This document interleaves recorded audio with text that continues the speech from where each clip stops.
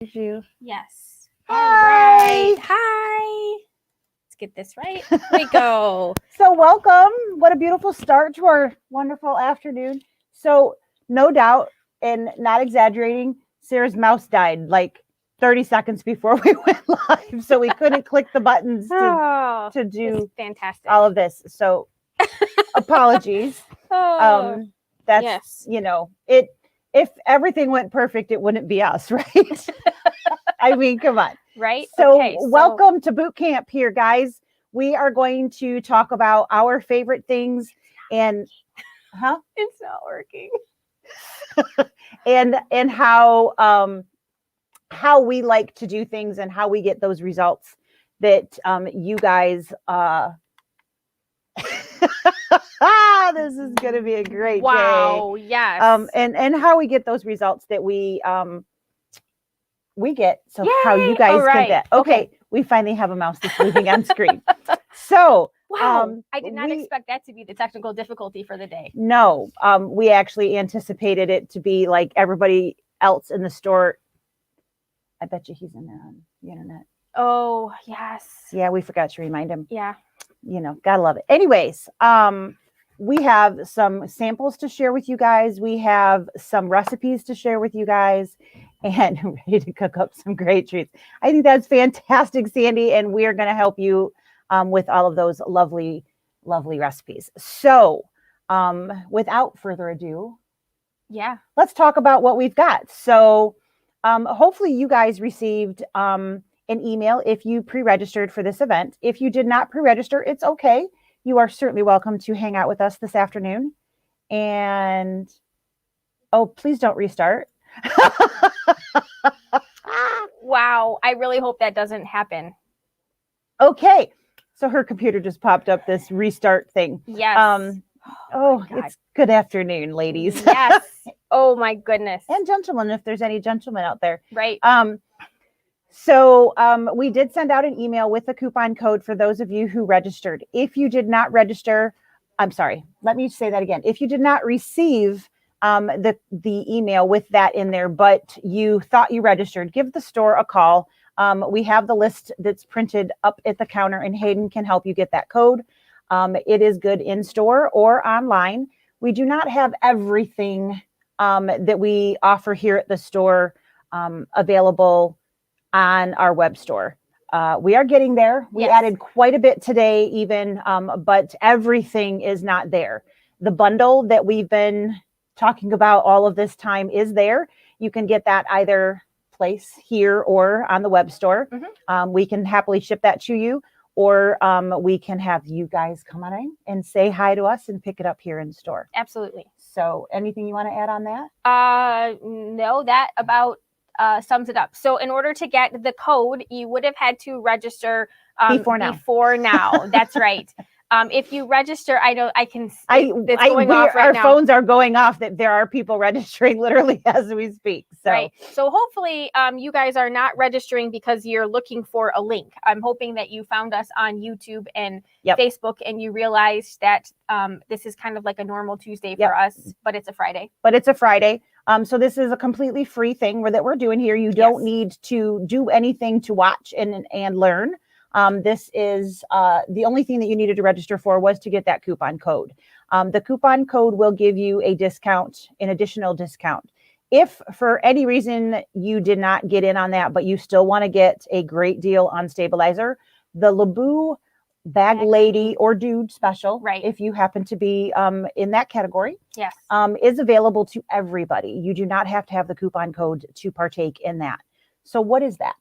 Do we want to talk about that now? We're going to talk about that in a couple minutes. Yeah, so that'll just be the little teaser for you guys for the moment. Yes. So hello to all of you who are checking in and saying hi. Hello. Yeah. We have hopefully lots of fun information for you. So and hopefully no more technical difficulties. Good Lord, I hope not. It has been storming here a little bit though. Yeah, it was like complete, almost blackout. Right. It was like, I hope we don't lose power. Right. That would be bad. So if it does and we leave for a little bit, we have a backup plan, which would be to use something on Wi-Fi. Just hang in there. We'll come back if something happens and we disappear. If our faces disappear and the only thing that you see is the samples. Is this little It's because the white phone table automatically went to Wi-Fi.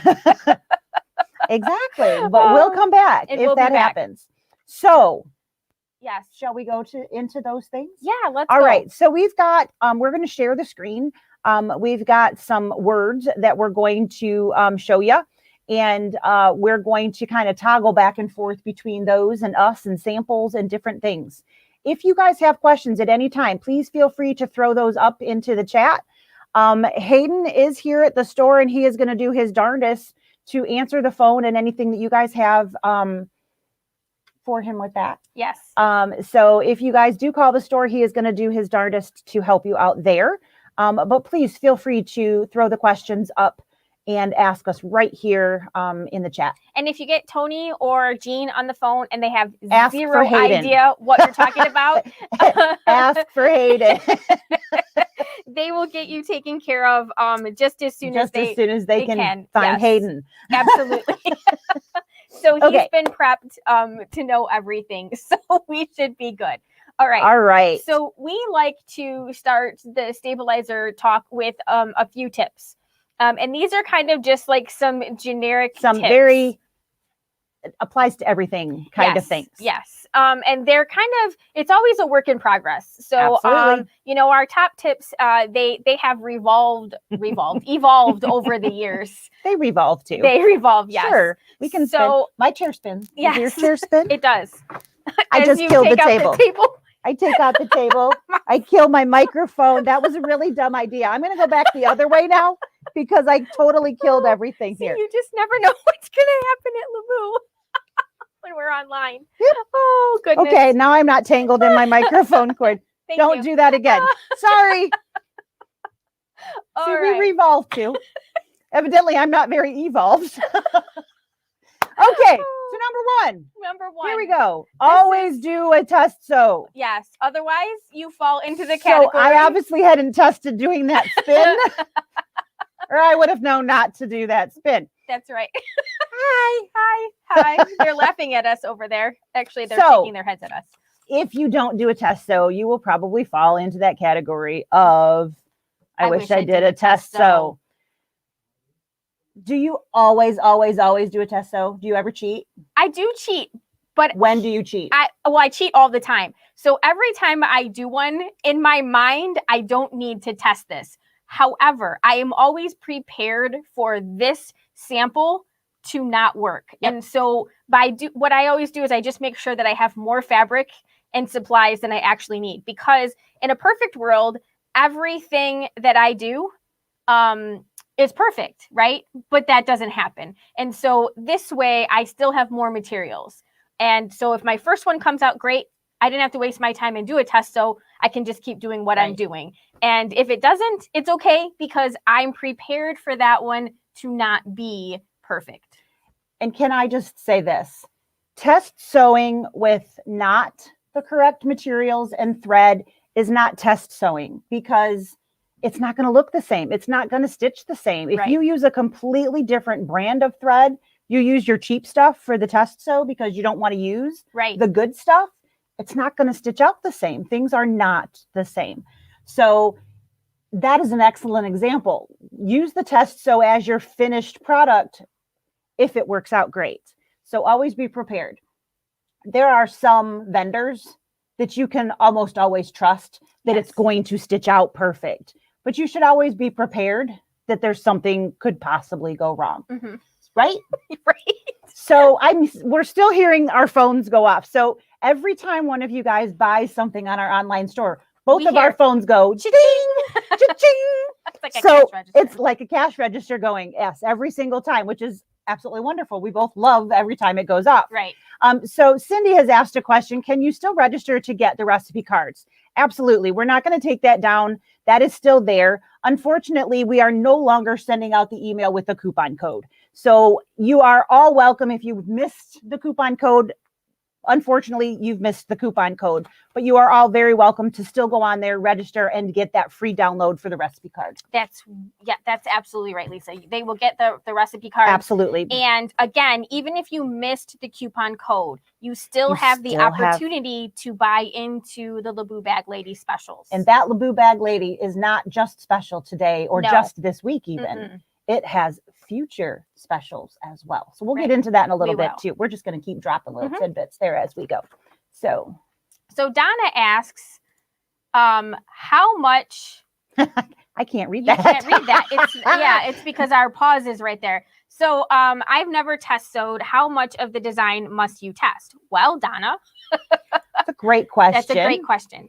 Honestly, you probably really need to sew out the whole design. The whole reason for testing is to make sure that you have an appropriate amount of stabilizer on there, and that once your fabric is washed or destabilized or taken out of the hoop, that your design actually sits appropriate wherever it is that you want it. So it's flat and that you don't have wrinkles and waves and things like that. So if you don't do that, then again, your results may vary. Right. If you have a 40,000 stitch design and you only stitch 20,000 stitches, you're not getting a realistic test because you're missing half of the stitches. So you're not going to know how much pulling there actually is on that full design. Right. But it's a great question. And one of the reasons why we highly recommend that you do something like this is because, this has happened to everyone. Even if you're brand new to embroidering, you've bought something that's pre-embroidered and it looks fantastic. And then hanging on the hanger at the shop. And then you take it home and you wash it. And it comes back to you like it suddenly looks like there's just a ball of thread and stabilizer after it's washed. And no amount of ironing fixes that. That is why I say finish it and then wash it or handle it however it is that you're going to be handling it, because you want to know, I want this to be as perfect when I've washed it and I've used it as I want to use it, as it was when I started. And not only that, but how many of us give away those things as gifts? And then that person goes and washes it and they're like, oh, great. That's really nice. I'm glad I wore it once, or whatever it happens to be. So we want to make sure that whatever it is that we're doing is going to continue to look as beautiful as it is the moment we take it out of the machine. Exactly. So, and pre-washing fabrics that are going to shrink is also an excellent thing. So if you know it's going to shrink when you wash it, don't stitch on it before you've shrunk it. Right. Because it's going to shrink and you're never going to have. That's tip number 2. That is tip number 2. Yes. See how these all just flow. They flow. They blow. They flow. I was going to say blend, and it didn't come out that way. It was yum. It didn't blend well. It didn't blend well. No. It didn't blow well either. So anyways, make sure that your fabric is pre-washed and pre-shrunk if it's supposed to be. That's right. Yeah, absolutely. So, and for that exact reason that we just mentioned. Yes. So, if using a new stabilizer or something that will be washed, again, make sure you know if it will shrink. I think the thing that people don't realize is that stabilizers shrink.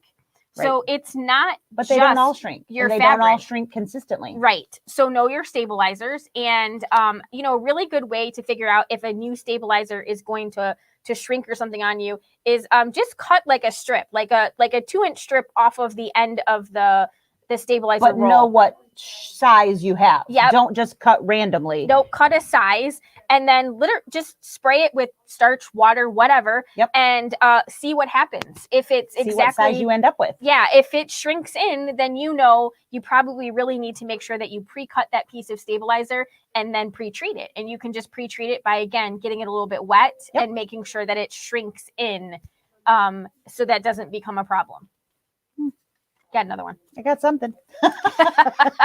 My phone's a buzzing. So yeah. And next we have keep your embroidery bobbins and your sewing bobbins separate. They are typically a different weight. We get this all the time. People will come in here and say, things aren't working right. I'm getting bobbin thread coming up to the top. I have these white edges all around my embroidery. It just doesn't look right. And they're using the wrong bobbin when they're embroidering. And it's generally because the weight of that bobbin thread is not the correct thing. So it's not actually very difficult if you store them separately. Right. So there's some really great little bobbin cases that are available. We keep them here, generally on the shop floor, so you guys can pick them up here. There's these label makers. Yes, we might like label. We might like to label things around here. So you can, the bobbins that we sell here come in boxes of 12. They're actually in a box. You could slap a label on the top that says embroidery bobbins versus sewing bobbins. Yep. But make sure that you're labeling them so that they are actually being put appropriately in the right place. Absolutely. Very, very important. Yes. It's an easy mistake to make, unfortunately. Yes. So sometimes white looks like white. White is white, right?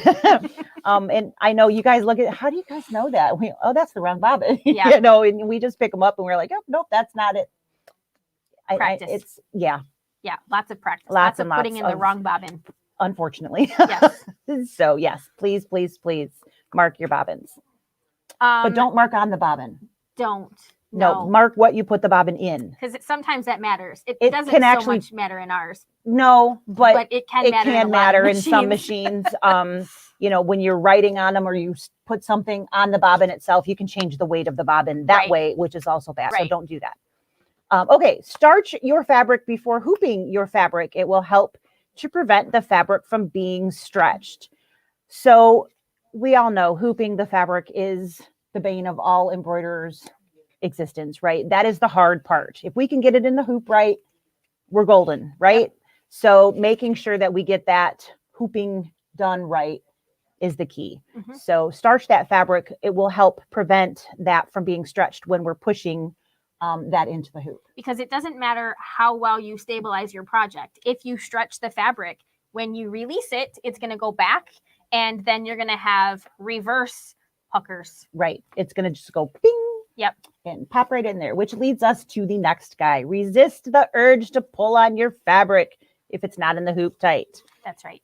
Because we see it all the time. We've probably all done it without even realizing it. Oh, I've just got a little bubble there, and we pull a little bit. Don't do that, because what you're doing is stretching the fabric. So as soon as you pop it out of the hoop, it's going to release itself back into its original position and no longer be pretty. As soon as you pop it back out. It looked all perfectly flat, and then you release it and it springs back in and no longer looks perfect. That's right.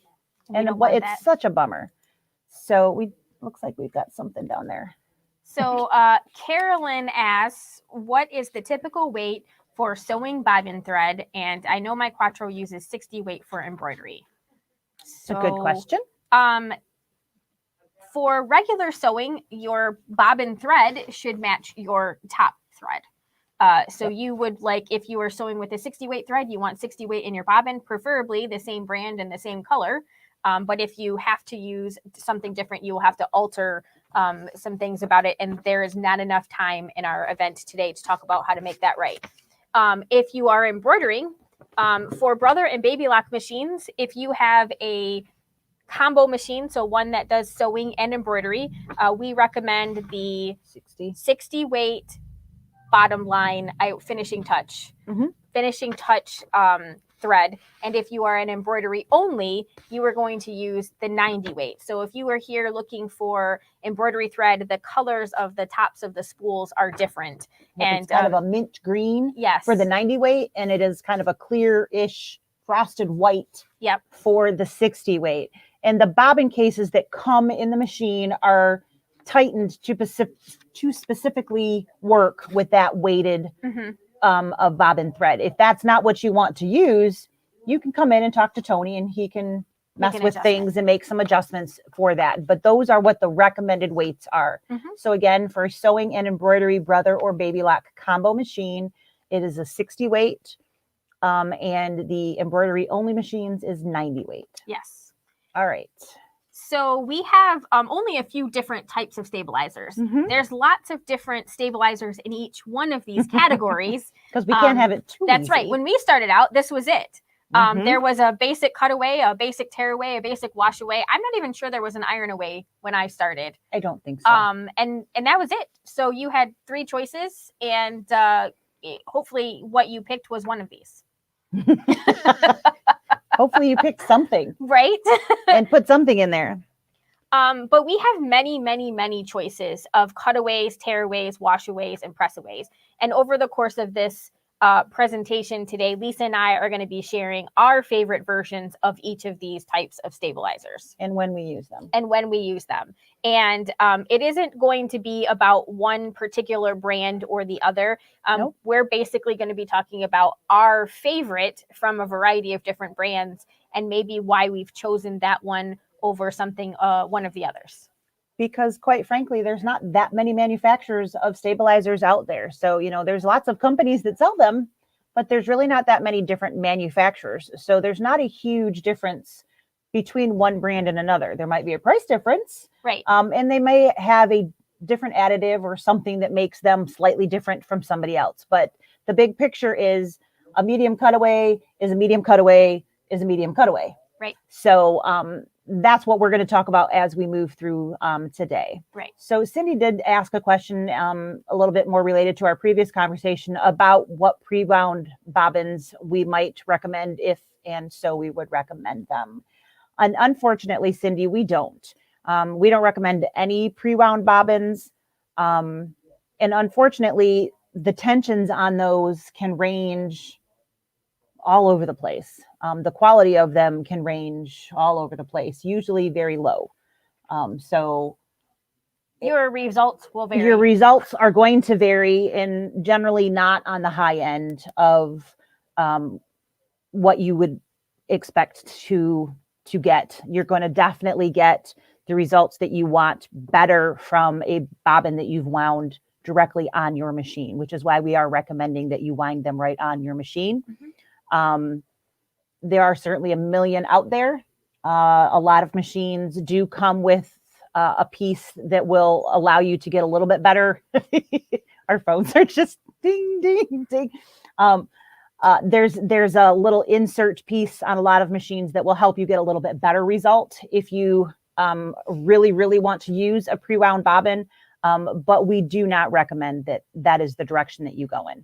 So. Yeah, we can spend a lot of time talking about different bobbins and the different reasons. And if we have time at the end of this, we can circle back and talk a little bit about the whys and things like that. So we're not forgetting about you, but we can, nope. If we have time, we will go into that a little bit more a little later. So again, 4 basic types. Yep. And they pretty much explain themselves in their titles. They do. Mm-hmm. All righty. So, this guy here, there's lots of colors on this page. I know, right? It can be confusing. Which I really love what she wrote up here. Most stabilizers color code their different types, and it can be really easy if you use a single brand. However, like us, if you use multiple brands, it can be very confusing. And so as she's described out here, different companies, they don't all use the same thing. So, all cutaways are not red. So I personally think that anything that's got heat to it should be red because that makes sense, right? And if it's got water soluble, something's in it, it should be blue because water's kind of blue, mm-hmm. right? But it's not all the same. So there is color coding, but it is not unilaterally designated from all different brands. So you do have to pay attention to each different brand's color code.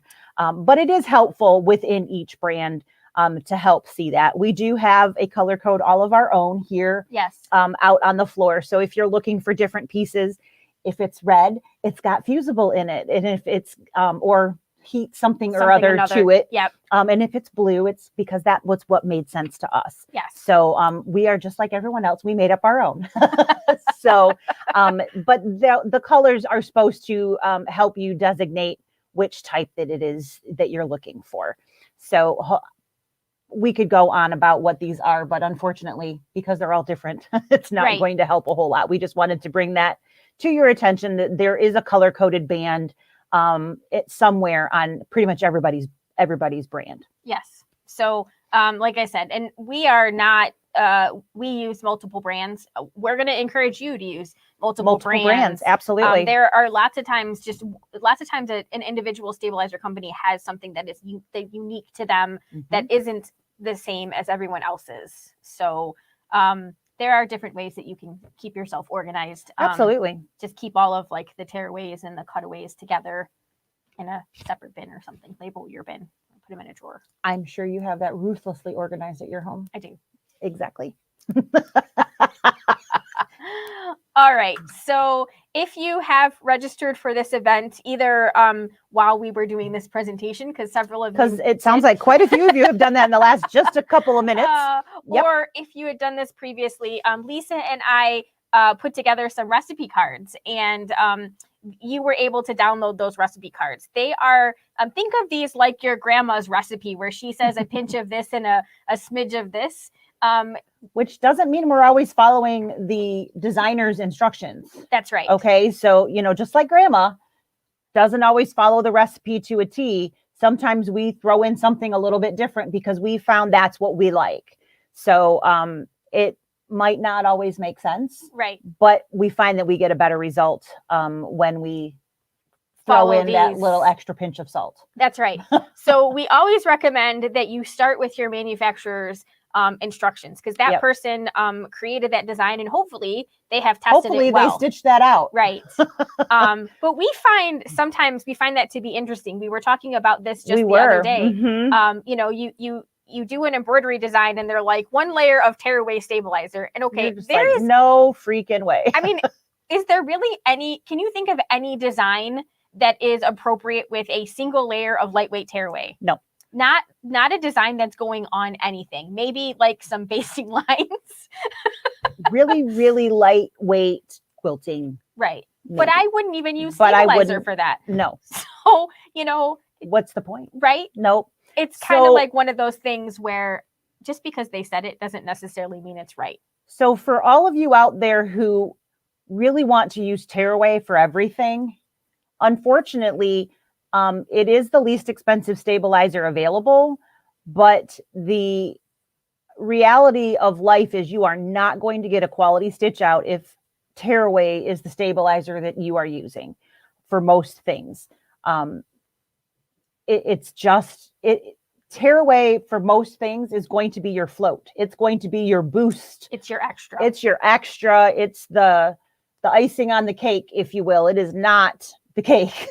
It's not the flour that's holding it all together. It's just the extra little bit that you've got in there. So we have a couple questions about how to download. You actually have to go all the way through the checkout process. It's free. You don't have to put in any credit information or anything, but you have to go actually all the way through the checkout process.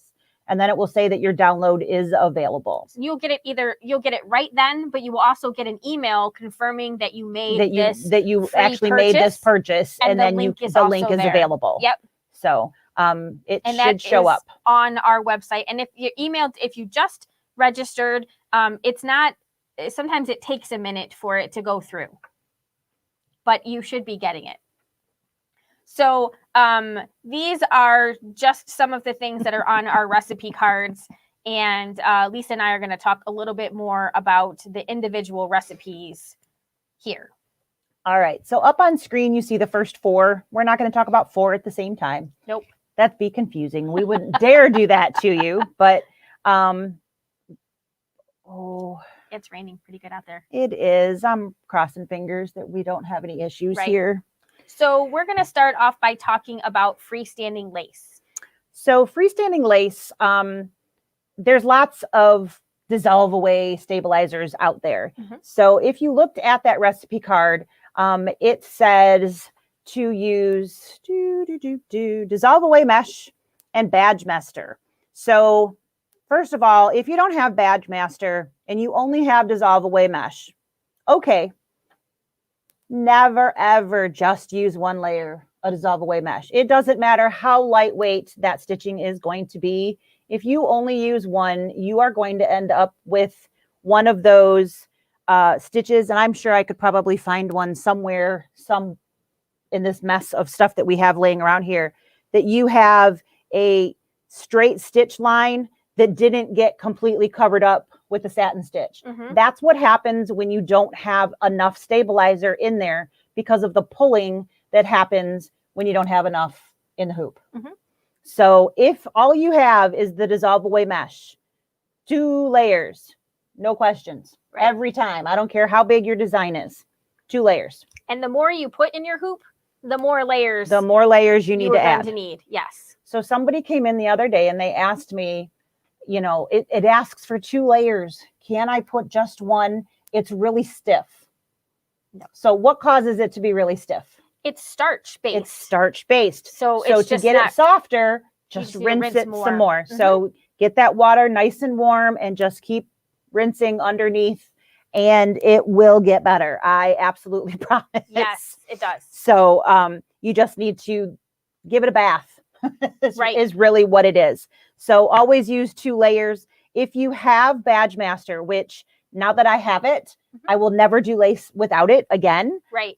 You are going to use 1 layer of each, and the Badge Master is going to be on top unless you are doing applique. So applique means I'm putting fabric in, and then you're going to put the Badge Master on the bottom so that it's not right up against your fabric. Right. And one of the reasons why I always recommend that you do that for applique, you know, sometimes when I'm doing lace, because there's not a lot of stability in the stabilizer itself, I use just a dab of like dissolvable glue. So whether it be my Elmer's glue stick or the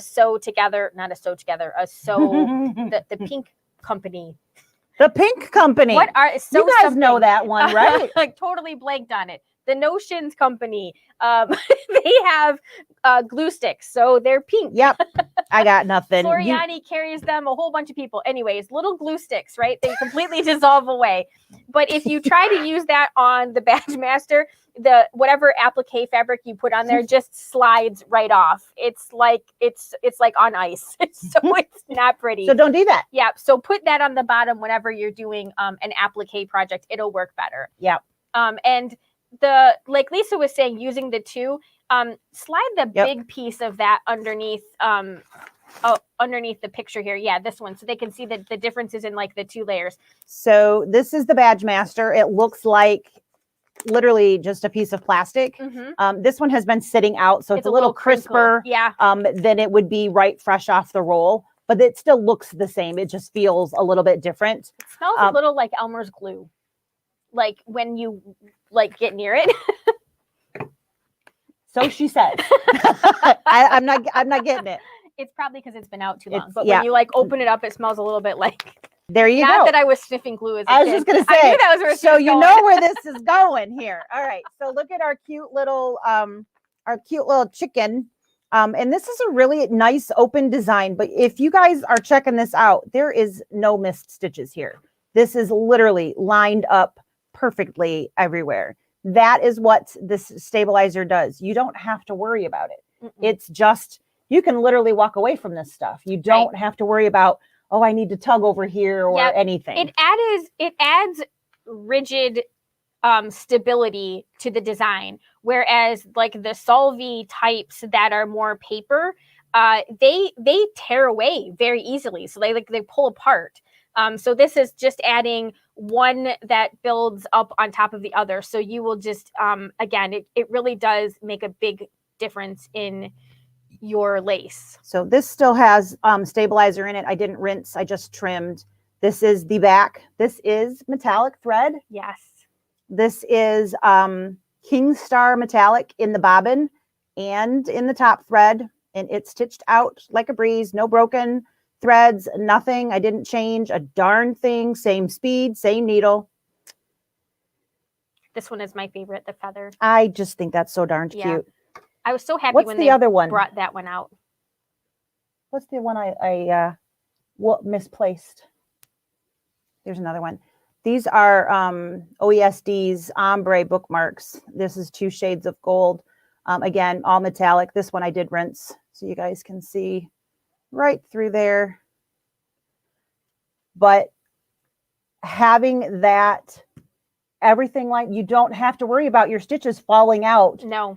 And I'm sure somebody out there has sewn lace and then cried after the fact because it fell apart when they rinsed it and it just didn't all stay together. Because it's happened to most of us at some point. So this one is, again, a really light. Do you know what these are from? These are from Embroidery Library. It's they call them like crocheted edge. They tell you to use like thicker thread, but I always just use regular embroidery thread and they come out so cute. These are, I mean, they're just really they're like light. They're doilies. Yep, they're really light. I had a autumn doily from OESD. It has been misplaced as well. Oh, not sure where that ended up. This one is from My Lace Maker. It was created, so it's just a circle that was added, and then these are individual elements from the Kimberbell's lace studio that were pulled in to create a candle mat. Again, stitched with that beautiful stuff. You can also do lace as cut work. We're going to be doing embroidery club here. Gosh, that's next week already. I know. Holy crow. Next week. So we'll be doing this little guy, which we actually didn't use. I'm using a sticky water soluble. So we're not using a Badge Master, but we're doing napkin or towel corners using a sticky water soluble. And we'll be talking about how you can do cut work lace on clothing. So this is just a tank top.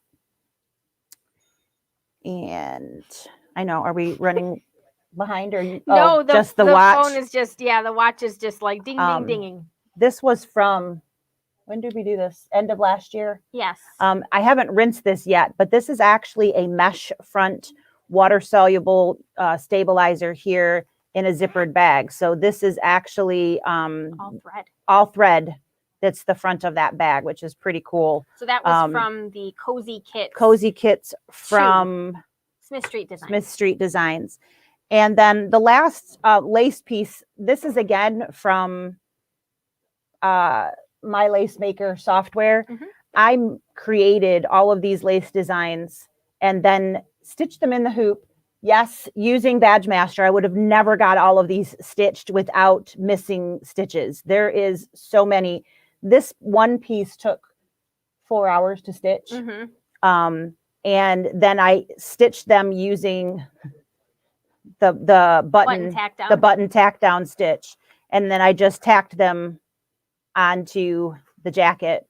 But they were designed to specifically fit in here. So when you have something that's that large going down, there's no way you could stitch something like that without using the proper stabilizer. I mean, it would just be a mess. Absolutely no way. It would have fallen apart. There's absolutely no way. And that would have been a whole ton of thread. Right. And 4 hours out of my life that would have been wasted. I would have never gotten back. But that is something that so easy, fun, right, to add in, and it makes a really neat jacket. But you have to be able to stabilize properly to get to those kinds of results. Right. So Badge Master. Someone asked about Ultra Solvi. So Donna, Lisa and I are going to be talking about very specific products today because we have used a ton of different versions of this stuff. These are the products that we like the best. So we would not be recommending, we won't be recommending anything else but these particular products. If we have more than one product that we like that does the same thing, we'll be telling you, these are a variety of different things that you can use. Is Badge Master used for other projects aside from freestanding lace? You can use Badge Master anytime you need a water soluble project. So if you were going to do some quilting and you needed some stabilizer underneath it, you could certainly use that. Did you use 2 layers of Badge Master for your jacket? Nope. 1 layer of regular dissolve away, pick a brand. I think I use Baby Locks. Yes. And 1 layer of Badge Master. Yep. There's really nothing like Badge Master on the market. It's the thickest. It's just like water soluble on steroids. It is. I mean, it just, I literally, so you guys could tell it was a variegated thread. I ran a crap ton of bobbins And the only thing I had to do was change my bobbin. Yep. I pushed the button and I walked away. It's that easy. It was that easy. I didn't have to worry about slowing down my machine. I didn't have to do anything. Nope. It worked stable. flawlessly because it's so stable on that stabilizer. It's just, whoop, there's one down. And in case any of you are wondering, you do get that in the Leabu bag. It is. If you are it's one contemplating, that is one of those wonderful top tens. Yes. So the next one that was up on the screen there is the pillowcase bands. So pillowcases are very popular to make. We have a lot of customers that come in. They do them for Christmases. Sarah here does, instead of buying gift bags, she makes pillowcases. That's right. Puts the gift in there. I think the pillowcases are more popular than the gifts sometimes. Maybe. You don't have to. And after a while, she gave me a pillowcase that had this on the band, I would probably like that better than whatever was in there too. So this is absolutely adorable. And would you like to talk about how you made this? Yeah. So one of the things that you will hear me talk about, my medium that I like to embroider on a lot is basically quilter's cotton. So Lisa does a lot on garments, and I do a lot on, not that you don't do quilter's cotton, but I'm a more of a quilty girl. So I like to embellish that. So this is just Moda Grunge fabric. And then I have basically taken to using a woven interfacing on the back of my fabrics exclusively when I'm going to embroider. It makes a huge, huge difference in the overall outcome of the design. And then that really supports the stitches. There's a lot of starch, best press,Terial Magic, that kind of thing in my projects. And then just a heavyweight tearaway or a sticky tearaway, if you can't get this in your hoop, would help. But I just used that solid white that you see here is your woven interfacing that you fused. Yes. And then you either hooped a heavy tearaway. If this was hoopable, you floated a heavy tearaway. Yes. And if it's not hoopable, you put a sticky tearaway in and then went and stuck that in your hoop. Yes. And just a thought, if you have sticky tearaway, a lot of times the sticky tearaway isn't enough. Go ahead and float that heavyweight tearaway underneath your sticky tearaway. Again, you want that heavyweight because it's like cardboard underneath there. So it really helps prevent the fabrics from drawing in when you have sand stitches. So they really want to pull. Right. When you have something that's this big, it's really easy to get a tunnel effect if you don't have enough underneath there to keep it from doing that. Absolutely. And this is perfectly flat. I don't know how well you guys can see that, but there is literally nothing. It's like it's sitting on the bolt. It's literally perfectly flat. Beautiful, beautiful stitching. So fusible woven interfacing. There are a couple of brands that I use. My absolute favorite is by Heat and Bond. So it is their woven interfacing, and it is in the Leabu bag. And I have two reasons why I love this one. The first one is it is pre-shrunk. It does not pull in or shrink after it gets wet. And the second one is whatever fusible they use on it is phenomenal. It fuses even, consistently, and well. Because sometimes they come unstuck. We were also talking about this just this morning. You're not getting any bubbles. No bubbles. So, and I am sure we've all had that, whether it be with the no-show mesh, whether it be with another company's woven interfacing, whatever it happens to be, we've all gotten a bubble in there that you just can't get out. Right. And there's once it's there, it's there. The more you try to press, the worse it gets. And what that means is there's a pocket somewhere in there that's really not stabilized. Yep. They're like the glue didn't adhere well to the original product, and then of course it's not going to adhere. Which means it's not adhering the woven interfacing to your product. So, yes, that is in the Leabu bag. It is in Leabu bag. Yes. The other brands that we like, so Kimberbell has a really nice one, and it has a really nice hand. So it's very soft and pliable. But I did experiment with it, and it does. You do get some bubbles here and there. I don't really think it's not so much the bubbles as it is the shrinkage. Okay. So you didn't pre-shrink it. I did not, because you wanted to see what was going to happen. Well, my understanding is that it was pre-shrunk. Gotcha. But I did not find that to be the case. It's not the worst. So I have had some that I've put on and they've really, really shrunk. So I would say Kimberbell ranks number 2. And then number 2 to Kimberbell would be the OESD. So those would be my top 3 wovens. Okay, that's fair. Yes. So this is the same pillowcase type. It's actually the same fabric. This is a class we did here. We might like that fabric a little bit. Maybe. This was not planned. This you did on your own, and this we did in a class here. So this is a cut work piece. So it was done very, very differently. Looking back, probably should have put some fusible on there. It would have made that come out much nicer. When you're doing cut work, it's harder to add because then that's just more you're removing later on. Right. But you can see just a little bit of pulling. But of course, there's a fusible, or I'm sorry, there was a sticky in there because we used sticky to keep everything positioned while we were in there. So this had just a sticky. Was it sticky wash away? It was a sticky wash away that we used in the class. But like I was saying, hindsight, we probably should have put a little bit of fusible in there before we had started. But, you know, we all have to take learning steps. Right. Even us. Right. So pillowcase bands are certainly very popular, and you can do so many things with them. A little bit more heirloomy, cuter, names. There's so many things that you can do. It's just a matter of... It's a nice personalized gift. It's really... Yeah, I'm making a different kind of pile. You are. You're being a little neater about yours. Well, I'm going to have a lot bigger pile, I think, than yours is going to be. So really quickly, Donna, just to answer this question, the Heat and Bond fusible is again Heat and Bond woven interfacing. So it is their t-shirt blend that they use. So it's not your traditional Heat and Bond fusible. I just want to make sure that we're clear about what exactly it is. But if you are getting bubbles and waves when you're ironing that to your fabric, there are really 3 reasons that happens. 1, the product is junk because they didn't evenly put the fusible on the back.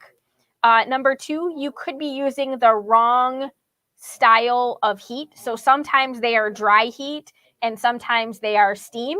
And 3, you could be overheating it because occasionally they are like temporarily, they have a low, instead of a high heat temperature, that's the word I'm looking for, they have a low heat temperature. Right. And so you basically... Make sure you read those instructions on how you're supposed to apply the heat, because they can be overheated to where you almost melt. And then the glue is the glue is no glue. It stops. Yeah, it does. Functioning. It stops it functioning. And because I really like using that woven interfacing, I have tried a ton. I originally started with that Shape Flex SF 101 because that was really the only product that was on the market. It was on the market originally. And I've just got so many varied products or varied results with that. You know, you put it in your bag and you turn your bag and then it's all wrinkled and everything, and it just doesn't have a nice... because it just wasn't adhering well. Right. So I was so happy when other people started coming out with those. So those are probably the reasons why. And basically anytime the pattern asks for water soluble, use Badgemaster. Yes, but do it as the 2 layers, so one of each. Yep, put a standard like mesh looking one and then your Badgemaster. And if you treat that as basically your single water soluble stabilizer, you would be really 2-in-1. 2-in-1, yes. And then you will have success every time. Every time. It works like a charm. Yep. And so next we have clothing. We have clothing. So I've got this mound of stuff over here. Right. And some of it's similar to others. So there's, unfortunately, I do a lot of clothes, but unfortunately I give a lot of it away, or I've grown out of a lot of it because I keep getting bigger every year.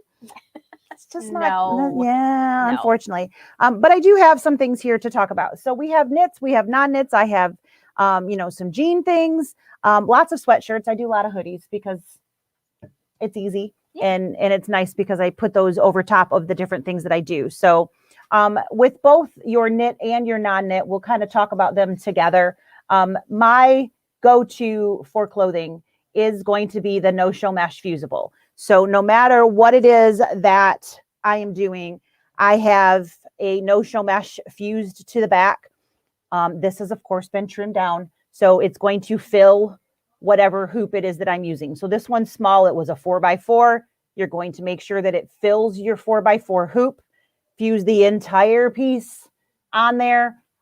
This one, I think I only used one piece. Sometimes I have used two. If it's a very heavy, you can take a second piece and angle it at a 45-degree angle of that no-show mesh, and it will really boost up your stitch count on how that's going to be. I'm sure I have that on another one of these. This one didn't have that many stitches. So this one here is just a simple monogram. I did these for my mom. I don't remember who all I did that for, but this one happens to be mine. I did it for myself as well.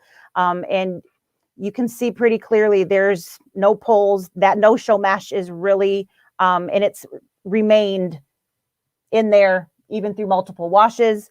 A lot of people don't know this. When you are done stitching, if you hit it with your iron, that fusible re-warms. Yeah. You can peel it back much easier. So don't just peel, then you get all those white specks all over the place. Hit it with your iron and then peel, and then just trim as tight as you can to whatever it is that you are doing. If you need to add stitches, add to support more stitches, float your tearaway. If you have a loft item, you can then add a topper. So tearaway, if it's extra stitches, you can float underneath, and then topper to add for loft. So that is just a hoodie. I got lots of stuff that's basically like that. This is just a t-shirt.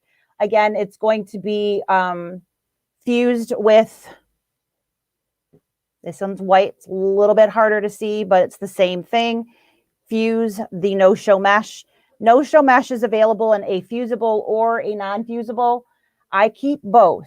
If you can only afford to have one roll of those in your house, you want to have the fusible, because fusible is very important. If you can fuse it, use it, because you will always get a better stitch if your product is not able to do this in the hoop. And that fusing prevents it from being able to stretch. So it's very important that you have that. So when I first started stitching, I had absolutely no idea what I was doing. I made things up as I went along. And we mostly did Christmas stuff. That's mostly what we did. We did little things like that Joy shirt, or we did hoodies that had all of our names on them with a matching design or something like that. And that's a lot of what we did. We had no idea what we were doing. We didn't care that it had puckers because we thought we were cool anyway. Right. And we were doing everything wrong because nobody taught us the right way to do it. So, I look back at some of those things and I'm just like, wow, I know. But having things done the right way, this is actually an Anita Good design from a quilt, but they also supplied the individual designs. So this is one of my favorites from them. It's just so darn cute. But again, 2 layers of no-show mesh in there to support all of those stitches, and then trimmed after the fact. And most likely had a topper. I believe I had a topper. That was a long time ago, so I can't promise you that I did that, but I believe that I did, yes. And I wore this a whole lot until I couldn't. So let's talk about what not to do. Yeah. Because I have some of those too. We're not going to talk about that. I don't like that stuff. So this was actually a multi-hooping. Those of you who know me know I like Celtic stuff. So this came out pretty good. Nice tip. I was in, and we were talking about this, and I did a single piece of stabilizer. 2 single pieces of stabilizer, and through multiple washings, because I did this, I don't even know how many years ago, years and years and years.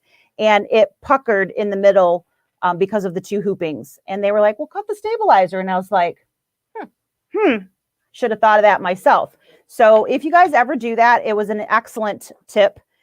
So I pressed it because Carolyn suggested that I do that. And then Sarah came along and said, take a seam ripper and flip it upside down, put the ball down so I don't cut through the shirt.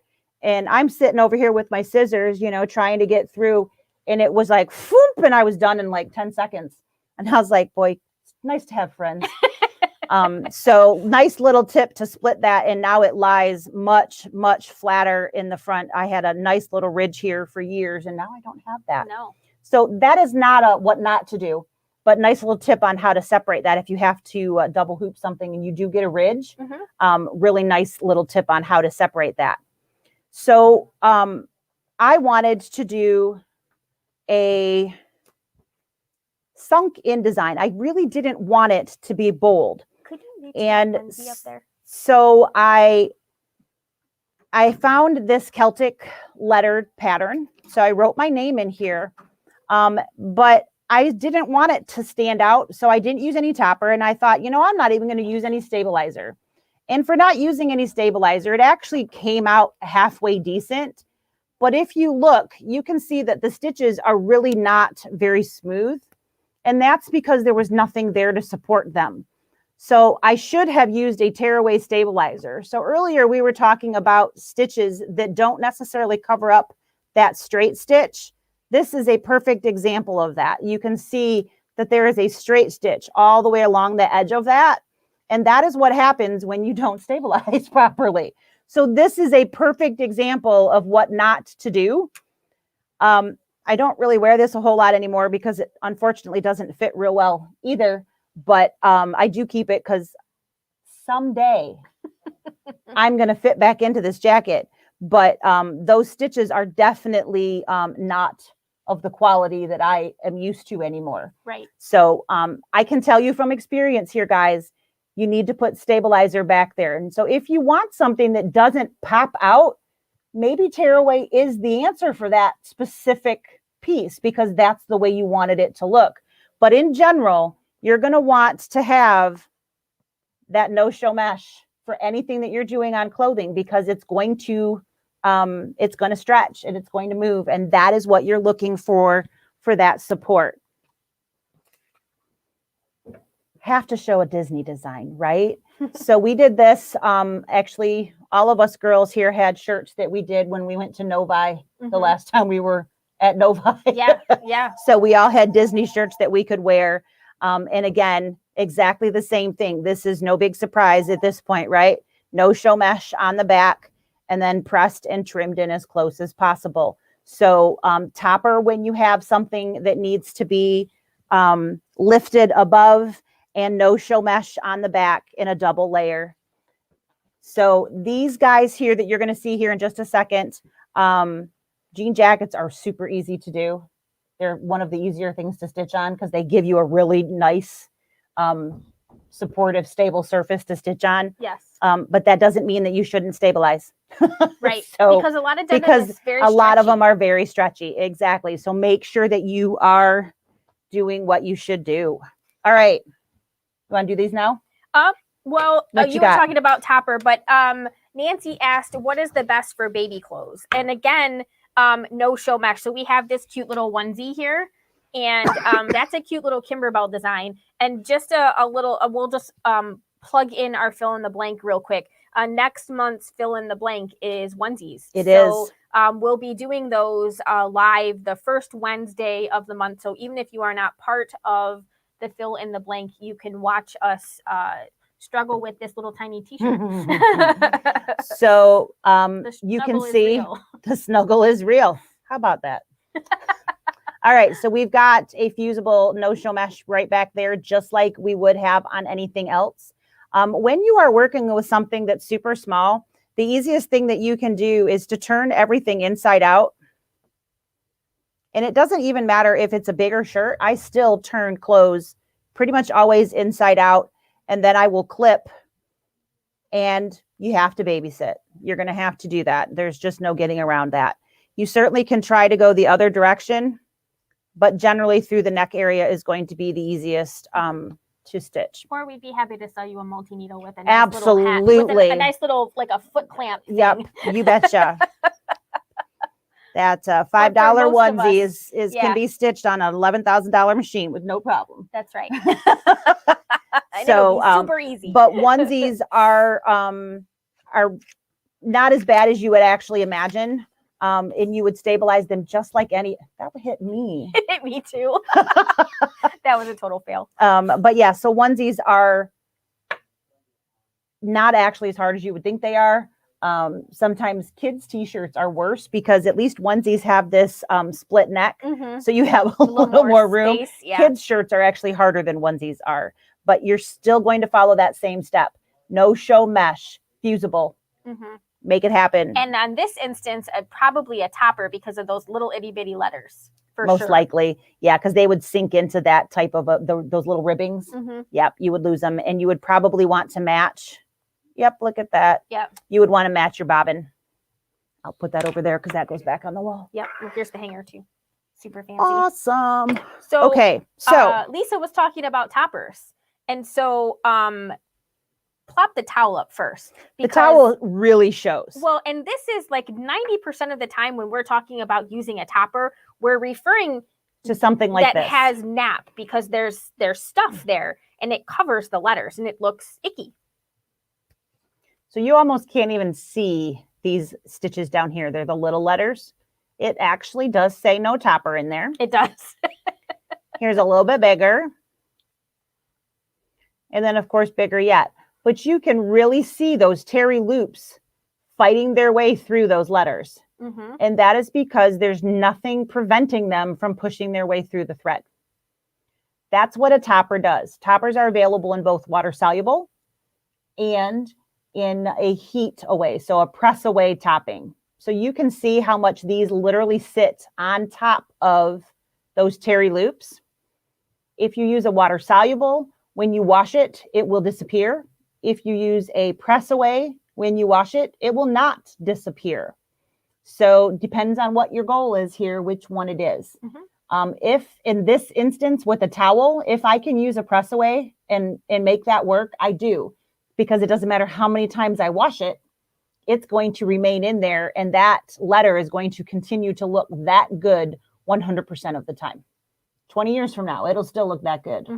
No matter how many times. You know, are they a once a week washer? Are they a 3 times a week washer? Right. They a once a month washer? Do they put those towels out once at Christmas and that's it? You know, but you can really see when you look that far away how much those pop better with the topper and with not.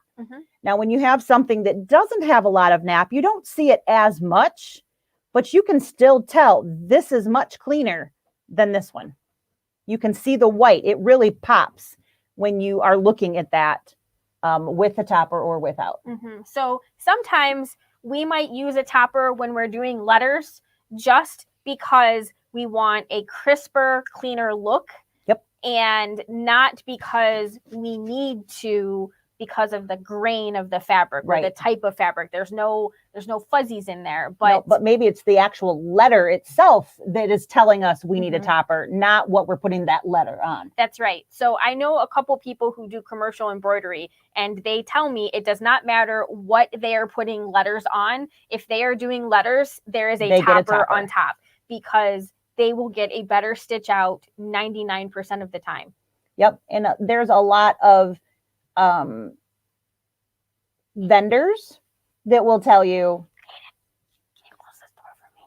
There's a lot of vendors that will tell you, always use a topper. Well, I don't necessarily prescribe to always use a topper, but I can tell you, you will see the difference if you do. Yeah, definitely. Absolutely. So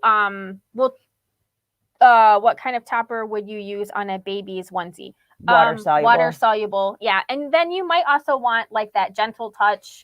Or which isn't a topper. So it's slightly off topic there, but they make either a dream weave from Floriani, a soft stitch from Baby Lock. What is OESD? Gentle touch, I think. Gentle touch from OESD.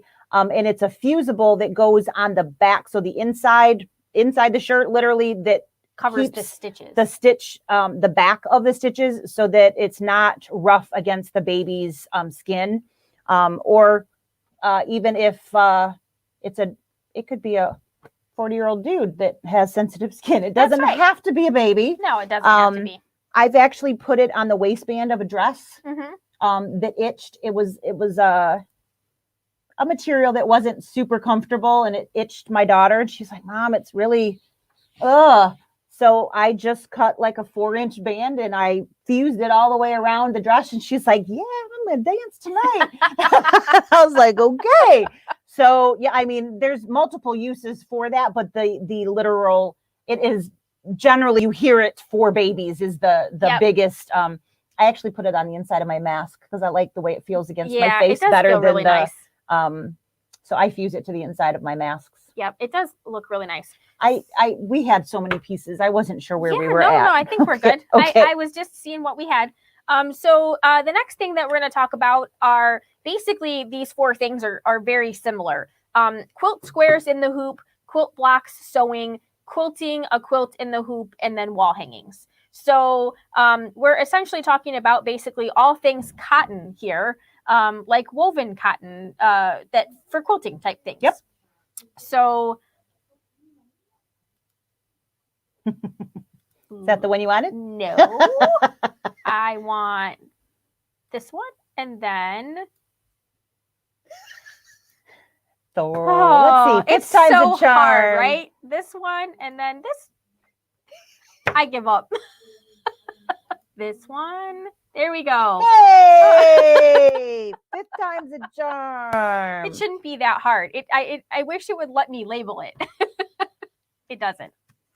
Okay, so let's talk about some quilt squares. So earlier we were talking about like what to put on the back of them when you are working on them.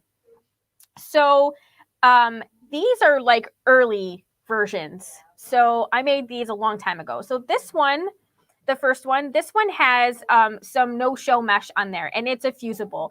And you can kind of see where the fabric is, it doesn't adhere great. Like it's just not a perfect mesh. So you can see like there's some like wrinkles and things like that over there. And then when you flip it around to the right side, like those are really noticeable that it like just didn't fuse real well.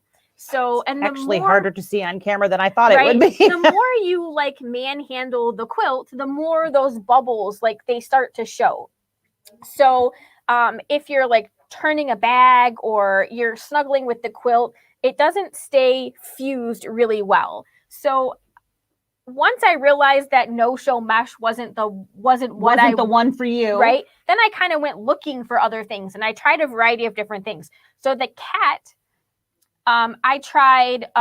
There's a fusible tearaway on the back of that, which was really great. It really stabilized the fabric well, but I couldn't get it off. It fused so well that I couldn't get it off. And the harder I tried, the worse it got in some places. And so I was right? I'm like, I don't want to work that hard. So I'm like, well, that's not going to work. So I did a bunch of things with that. Then I tried like a sticky tearaway on the back, and that was okay. And then I like put a regular tearaway. This is like a medium tearaway underneath it so that I could peel it away, which was okay. But again, not really my favorite choice. I got nice results. The pieces are nice and flat like I want them to be, but they just didn't remain really soft and pliable. They got some stiffness to them. They do. Yep. So then I decided that I liked to use I don't have a sample of the besides the one that we talked about earlier with the soft and stable on the back. That one? Yes. Camper? Yes. I'm sorry. It's okay. I think I can get that far.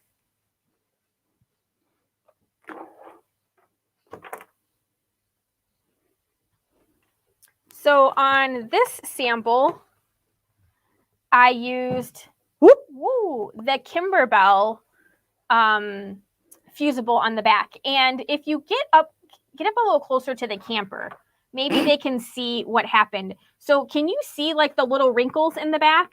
Like right in here. Yep. And then.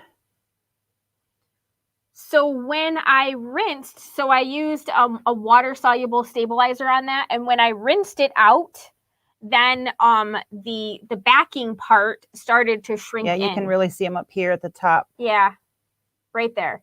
So I was like, well, that's not going to work. But it worked better than when I didn't have the stabilizer on there, because what happened when I didn't have the fusible on the fabric is the fabrics themselves, puckered in. Right. The fabric, except the background fabric drew in. Yep, which you can see. Yep, you can see all the different places that it really drew in. So what's the solution? The solution is make sure that your backing, so the stuff that you put on the back part of the fabric first, is not going to shrink. And make sure that you have made sure that your top fabrics are already going to shrink. That's right. So pre-shrink the top. Pre-shrink the top. And either pre-shrink or make sure that the company you're purchasing it from has already pre-shrunk your woven interfacing. That's right. Because otherwise, the combination of all of that is going to be just a mess. And so, again, in stages, right? So as I'm doing more quilt blocks, doing things like that, I am playing around with different things. And so for a long time, I liked to use the interfacing and then a water-soluble stabilizer underneath there, because once it was all rinsed out, it was really soft and the interfacing held everything nice and crisp, and I didn't have to worry about it. Then I was introduced to the heavyweight tearaway. And so now my preferred method is to basically put the woven interfacing on the back of my fabric quilt block first, then hoop it, and then use the heavyweight tearaway underneath it. So that is for my, like, the quilt blocks. So best press, woven interfacing, in either water soluble or a heavyweight tearaway. I prefer the heavyweight tearaway because, again, it remains very stiff underneath it. So when the fabric wants to draw in on itself, it says, it can't. And so in our arsenal of stabilizers, we have 2 heavyweight tearaways in there. Yep. And one of them is a little bit heavier than the other one, but I use them both. And the reason that I use them both is because the Leabu heavyweight tearaway is super stiff. Yes, it is. And it's really hard to hoop. So if you're using a traditional hoop that you have to mush in, it's really, really hard to get mushed in. It's doable, but it's hard. It is, yeah. But the OESD one it's like a half an ounce lighter. And when you put that in, it's much easier to actually hoop. So you prefer to hoop the OESD heavy, yes, and float the Leabu heavy. I do, and that seems to work better. So I like to have the 2 versions in there, because I don't know about you, but you know, we as we get older, our hands start to have more ailments, right? Sometimes pushing down and things like that, those can be problematic. So again, when I'm doing quilt blocks that are standalone quilt blocks that are going to go into a quilt. Yep. That is what I would do. This is what you do. Yes. All right. Yes. And then next, let's talk about, I don't know what that means. I don't either. Kathy. Try again. We don't get it. We don't know what that means. All right, so that's that one. That's that one. And so it's Sorry, like paper planes around here. It is. Okay. So this would be creating a quilt square in the hoop. So like this guy's here, either by Anita Good Design, Kimberbell, those kinds of things. Yeah, that one would be the same type of thing. So if you are actually all of the stuff behind us as well. Yeah. So these are going to be following a little bit more to whatever they're telling you to do, quite frankly, but prepping it how you want, maybe. So yeah, I keep finding those. That must be me. I'm sorry. Okay. I'm shedding. So quilt squares in the hoop, no show mesh. There is absolutely no reason to waste your fusible. So if you have both, use the non-fusible no show mesh in this way. If you need extra boost, you can float some tearaway, a lightweight batting. So it's not super important to what kind here, but you don't want it to shrink afterwards when you're washing. So a poly is probably better than a cotton at this point, just from the aspect of washing later on, and then following in those instructions. So this is a wall hanging I made. It's Mariner's Compass from Anita Good Design. I've had this up in my house for quite a while, and I mixed and matched. So it's, you know, because gosh forbid, why would I make it normal? So this is exactly that. I used a no-show mesh non-fusible as my base, put batting in, and then built the pieces on top. It's literally what they recommend, and it is also what the standard would be. This is a Kimberbell. It's actually a pillow, but it's the same kind of thing that you're going to be doing. Same thing with this guy here. You start with a cutaway. You could put something in a little bit heavier if you wanted your pillow to have a little bit more shape, or if you wanted to use it as a hanging instead of a pillow, medium cutaway or something if you wanted a little bit more. But I like the no-show mesh personally. I like it to have a softer feel to it. You know, if I do actually put my head on it, I don't want it to be stiff. No, I like it to be a little bit more comfortable.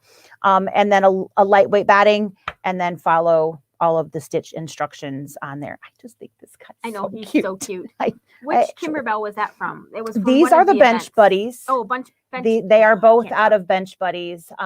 This one here is from May, June, July, and August, and actually so is this one.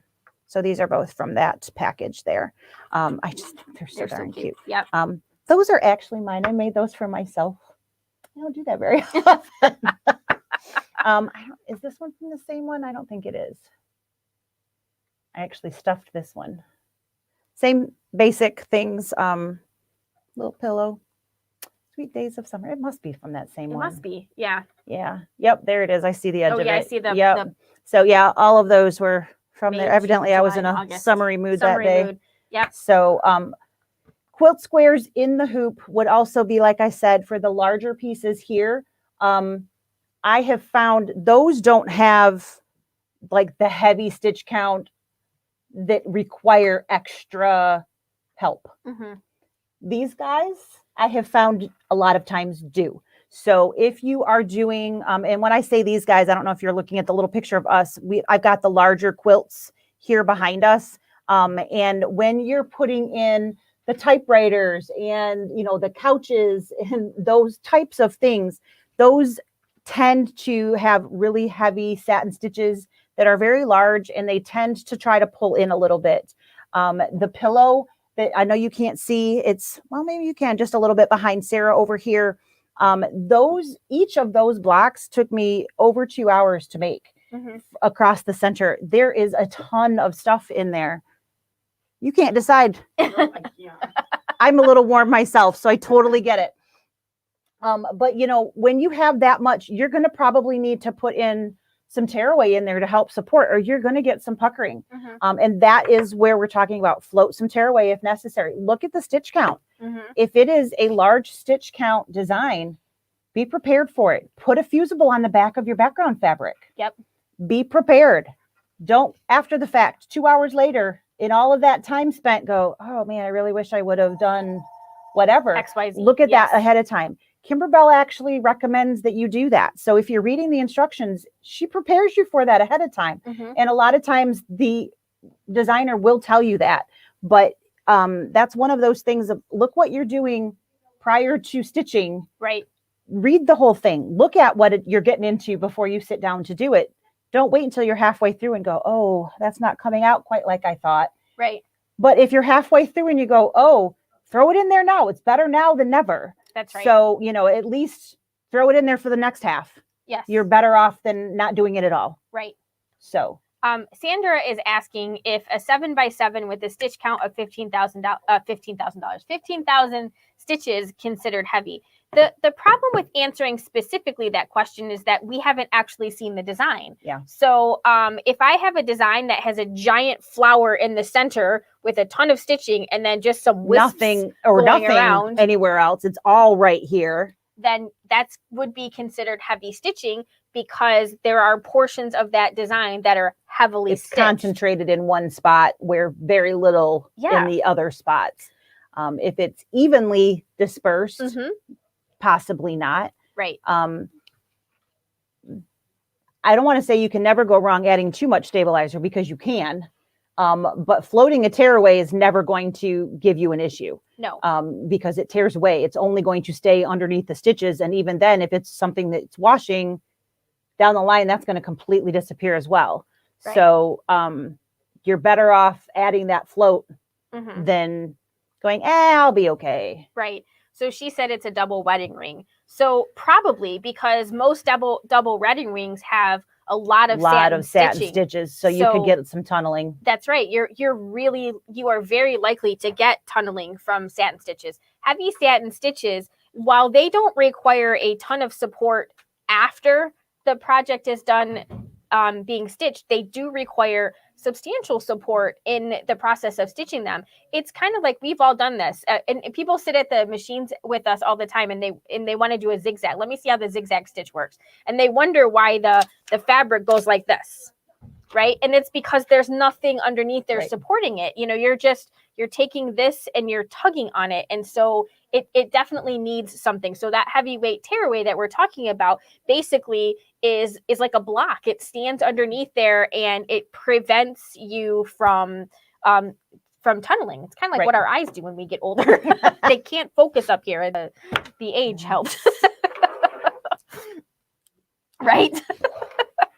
Glasses for embroidery. You probably are going to need to add something to that. I would definitely, if it were a quilt and I were sewing it, I would definitely interface that fabric first before I even attempted to do it.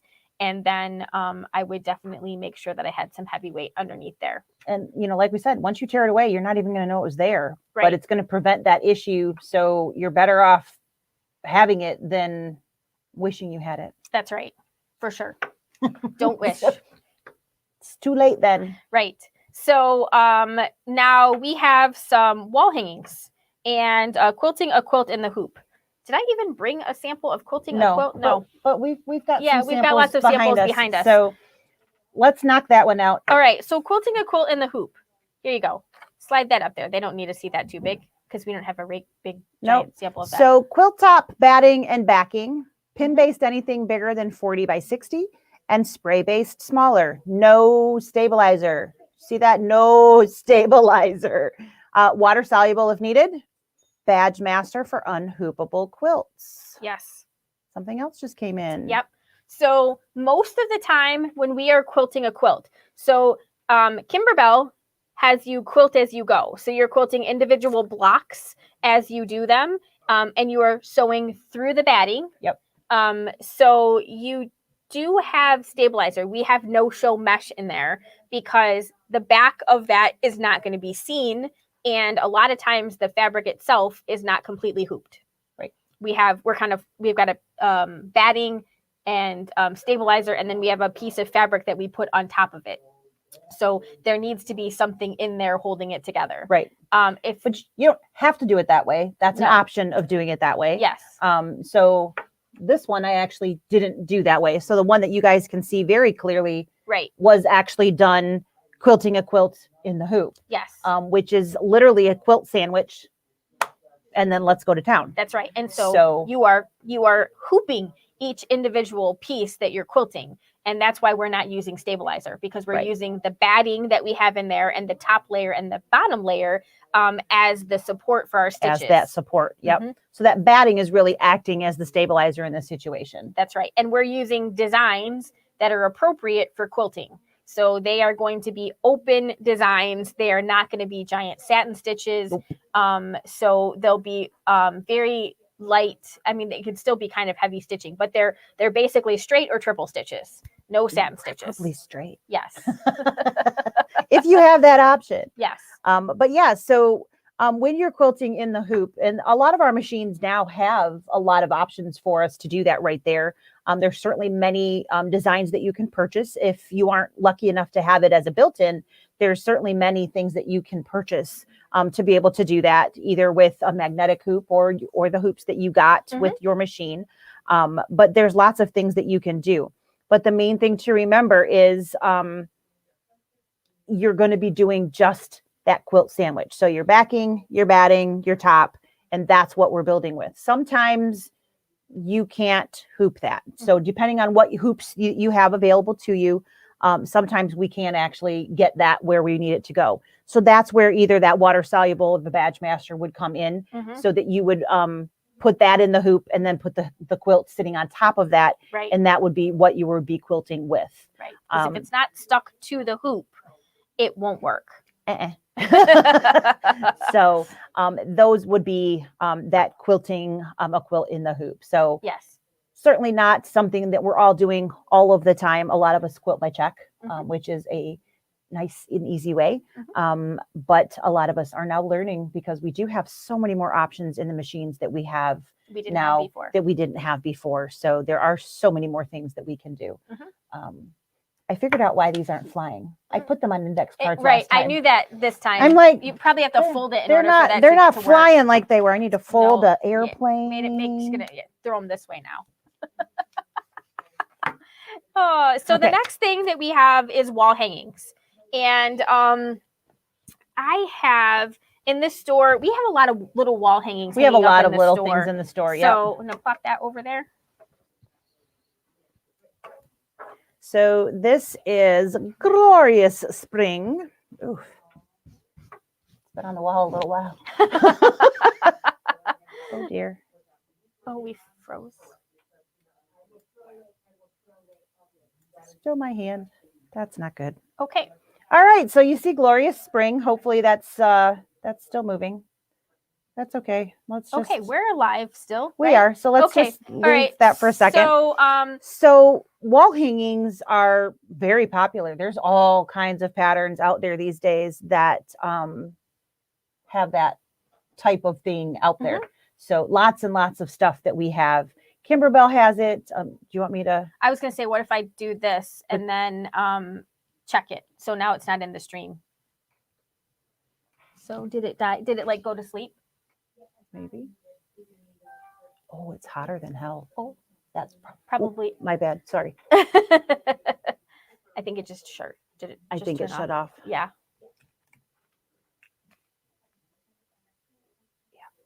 All right.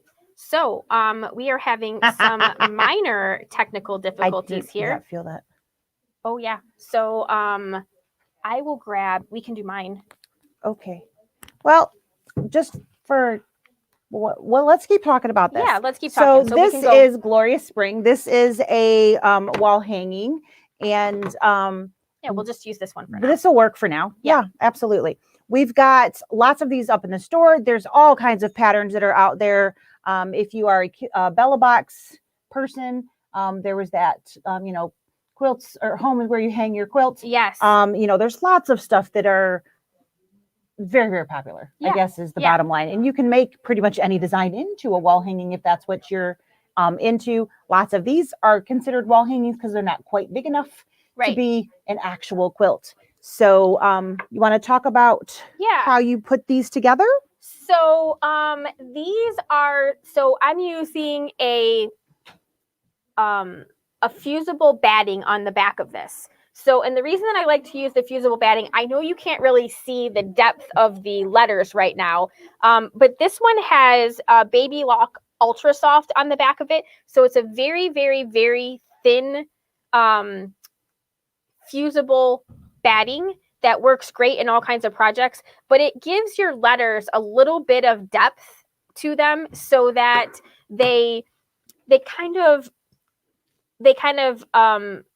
stick out from the fabric with a softness around the edge. So this is the Ultra Soft on the back of it, and the fabric was starched Ultra Soft first, and then we I I used the heavyweight tearaway. So there's still some heavyweight tearaway in here. There's a little bit in there, but it doesn't feel it. I mean, it's pretty soft though. It's really soft. Right. It does not feel stiff at all. Not at all. No. Hey Hayden, are you busy? So my phone overheated and went, no more. Hand me my little red, white, and blue bag right there. There's like headphones sticking out. Thank you. Sorry, I appreciate it. No, you're fine. It's quite all right. So the beautiful thing about doing something like that is that it's very thin, so it's really, really easy to stitch through. I'm just turning the camera on. I didn't want you to get like a giant picture of my face. Oh, that's no fun. Right?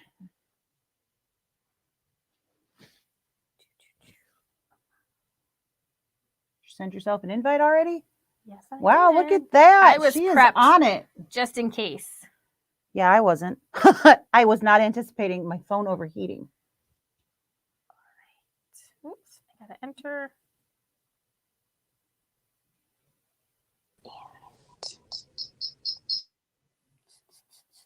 All right. So, oops, I'm sorry you guys are seeing that. All right. So Lisa's getting that prepped up for us again. And I'm going to answer a couple of questions while we do that. So the first one was, do you know if bamboo batting shrinks? I do not believe that bamboo batting will shrink. I don't think that you will have any issues with that whatsoever. So that I would not worry about. A lot of times when you buy, you must be having some internet issues because it's like stuck again, isn't it? Can you check with them to make sure they're not on the net? So the bamboo batting should be perfectly fine. A lot of times the information on your batting will tell you whether or not it is something that will shrink. Karen asked, do we sell the Heat and Bond fusible? We sure do. We always have it. It is in the back of the store by our stabilizers. The t-shirt stuff. And it is in the Leabu Lady bag bundle if you were buying that. The Boo Lady? The Boo Lady? Leabu Lady, the bag lady. Wow, I know. It's the end of the week. No? No, okay. And so what batting do we recommend? So we have the a couple different choices.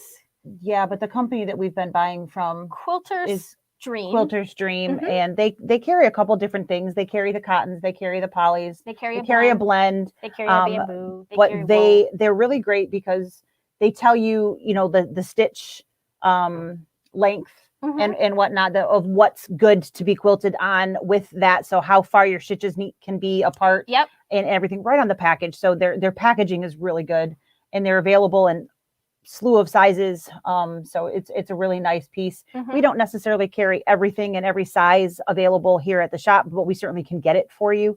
If you we've actually had somebody, I need 14 of this. Okay, yeah, no problem. Yeah, we can get it for you. Just let us know what you need, and we'll make sure we can get you taken care of. Absolutely. And so we use that as our the quilt batting that we most of the time use. For smaller things in the project battings, the ultra soft and the Kimberbell batting. Oh, good, we're crooked. Working. Okay. Let's see. So you might have to tip that. So we in our Leabu bundle, we do have the Kimberbell batting. We also have the ultra soft baby lock. I have no idea what I'm looking at. What did we do? What you trying to do? Where's this camera? It's not on the stream yet. There it is. So you're looking out over there. Okay. Nobody look at the camera over on the side. All right. It's not crooked anymore. These technical things are hard. Who'd have thunk it? Okay. So the ultra soft fusible. There we go. So ultra soft fusible and the Kimberbell batting, which we really like, is in the Leabu bag. But the Kimberbell is not fusible. The Kimberbell is not fusible. This one is fusible. Did we put Ultra Soft is in the bag. Ultra Soft is in the bag. Yep. So you've got a non-fusible and a fusible. What size needle do you use when you quilt in the hoop? Kathy, that is a question that we could spend all day on, and we kind of don't really have time to develop that today. You're going to base that on basically your thread. Whatever you're working with. Yep. You'll put your needle based on the type of thread that you're using. I like your flower fabric on that wall hanging. That's a Riley Blake fabric. It's super cute, isn't it? Completely unrelated to our stabilizer class here. But it is one of my favorites. So do you still use a fusible woven with the Ultra Soft fusible on the wall hangings? So I don't use 2 fusibles. Nope. So I only choose 1 fusible. So for this one, I use the Ultra Soft. So I starch the fabric first, and then I fuse the Ultra Soft. I cannot. It sounds terrible when I say that. Ultra Soft. Thank you. I can speak for you whenever you would like. Not a problem. Wow. So I fused that on the back, and then I used the heavyweight. I wouldn't use if I were going to use the fusible batting, she wouldn't use a fusible woven. That's right. So if I were going to use fusible woven, then I would use a non-fusible batting. Hope that makes sense. So she has always found that she doesn't have a lot of luck with the bubbles and things. When you have double fusibles, you get more bubbles. That's right. And more wrinkles, that things don't work. So that's why she doesn't do the double fusible thing. Mm-hmm. So that hopefully explains that. Yes, I think so. And I missed how to get the stabilizer recipe cards both times. How do I get them again? No problem. Just go to our website and register for this event. And they are available as a free download once you register. It's a free registration. So just go through registration, check out. It's completely free. And then you can download as soon as you do that. And Donna, we're going to talk about how you get the bag that in a little bit. We're almost there. A few more things here. And finally, Marilyn, does the fusible adhere to the starch fabric? The products that I'm using do adhere just fine to the starch fabrics. And that's part of the reason why I like them. I would imagine you make sure your starch fabric is dry, though. Yes. Yes. Make sure your starch fabric is dry. Not wet. Sure. Not wet. All right. So wall hangings. Patches. We have a patch. We have a patch. This is so cute. It is super cute. So this little guy is made actually with a new product that we just recently got in. And it is, did we put that on there? We didn't, because we didn't have it when we. No, it's like twill, right? It is patch twill from Dime. It's available in a couple different color options. It's available in uniform, in pastels. No, primary and brights. And brights and primary. Yes. Thank you. Athletic. It's not primary. Okay. So you can get it in a couple different color schemes and get full sheets of this. So this is a pink and twill. And I think the sheets are like longer than the width of this and about yay. That seems about right. About yay in height. Like maybe and it's in the twill. And then you get the 9 by 18 or 9 by like maybe a quarter yard ish. Something like that.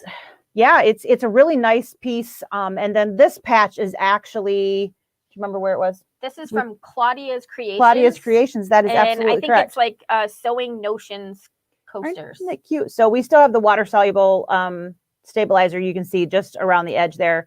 But it's got a nice satin stitch, a nice little decorative stitch there that gives that extra support around the edge. We just have felt as our backing fabric there. But coasters are really great, which is what this pattern is. But patches is what this twill is actually designed for. So patches are getting more popular again. It kind of went out for a little while, but they're coming back. Mm-hmm. And patches are super easy. A lot of our machines actually have an applique button, which is a simplified version of making a patch all done for you. Yeah. Which is really, really great. And if you don't know what that is, make an appointment sometime with us and we'll show you how your machine can do that for you. Or we have, we've done it once or twice. We've shown it a few times. I don't think it was just what we didn't just do that. It was in the middle of something else that we were doing, but it is on a couple different videos on our YouTube channel. But If you bought your machine from us, come on in sometime. We'll show you how to make you how to do that. And they are super simple to make. And when you are using that, you can use a tearaway. We chose to use a water soluble, which is your other option. Badge Master is an option as well. Yep. Of course, that is that nice steroid option of water soluble. And you're going to, what did I write? Permanent fusible. So if you want this patch to be the backing. Yeah, we have that. What did I write? That's why. So there is the fusible that is basically a double-sided. You would fuse it to the back and then fuse it to whatever it is that you're putting that patch on. That is available in a couple different ways, and that is an option as well. So for all of us that used to be Girl Scout or Boy Scout moms, that stuff is readily available if you need it. Right. And you can make your own patches. Yeah. You can be that cool mom now. You can. Or grandma. That's right. Yeah. So patches, very, very cool. And then we have, so here we did wall hangings, we did patches, and now we have embroidery on cork in the hoop projects and freestanding in the hoop projects. So a lot of these are very similar. Yep. Wrong one again. So cork is a lot of fun to play with. And we've got a couple different things here. Sarah actually made this cute little bag here. Oh, goodness. We're just going to get a little nauseous as we spin around here. And you guys thought I was bad when I spun my chair, right? Right? Oh, my goodness. So this is a bag, zippered bag. It's got a fully lined inside, but the front is completely done with cork. And it's very easy to work with cork. Actually, you would think that it might be a little bit hard. Maybe the corners just a little bit. You take a little bit more effort to poke and turn out. But outside of that, it's actually quite simple. This is actually a notebook cover that we did a reverse cut work piece in. So this is our really awesome frost. Fairy frost. I'm like, there's another word that goes with that. Fairy frost fabric that matches that really, really nicely. So this is a beautiful piece of cork that we've got here. And it has pockets that are built in there. So this is one of the many things that you can do. We've made luggage tags. We've made card holders for like credit card holders. There's all kinds of things that you can do with cork. Super simple. You're generally going to want to use sticky tearaway or tearaway in general. Just depends on what the exact project is calling for. Magnetic hoops are certainly very helpful with this if it's something that you actually have to hoop the cork, because cork doesn't go in your standard hoop. Don't hoop. You're not going to actually want to regular hoop a piece of cork. You'll get you're going to get a hoop burn super bad. Not to mention, we were talking about how hard it is to hoop some things. Not easy to hoop, even if you wanted to try. So cork is a lot of fun to play with, and there are some really great designs out there that are intended just for cork, but very, very cool. And we do actually have a lot of cork here available. So we do. Very cool things. Sticky tearaway, which guess what, guys? There's a sticky tearaway in the bag. There is. It's a Kimberbell. It's a Kimberbell sticky tearaway. And or a standard tearaway would be a great way to use your cork. All right. So in the hoop projects, there's lots and lots and lots of things that you can do in the hoop. Zippered bags. You can do mug rugs. There's tons of things. We figured you guys probably already knew some of those things. Just depends on what it is that you're doing, what kind of stabilizer you're going to take. So this is this same bag here. Very different look dependent upon what it is that you're using. So I think we use the same stabilizer, but there's just a little bit different. So I didn't actually have any of the woven fusible at home. So I used fusible no-show mesh, which is what I've got there. And then I used a sticky tearaway in my hoop and did the front of this bag using an OESD white work flowers, I think is what that one was. This is the fill in the blank from April. And again, we used a sticky tearaway. Tearaway, or is it water soluble? I think that one was sticky water soluble. Close enough. Yes. Sticky something in there. Same basic thing. So you can see, you know, sometimes there's more than one way to skin a cat. It's just what is that end result needing to be? And you can get there based on that.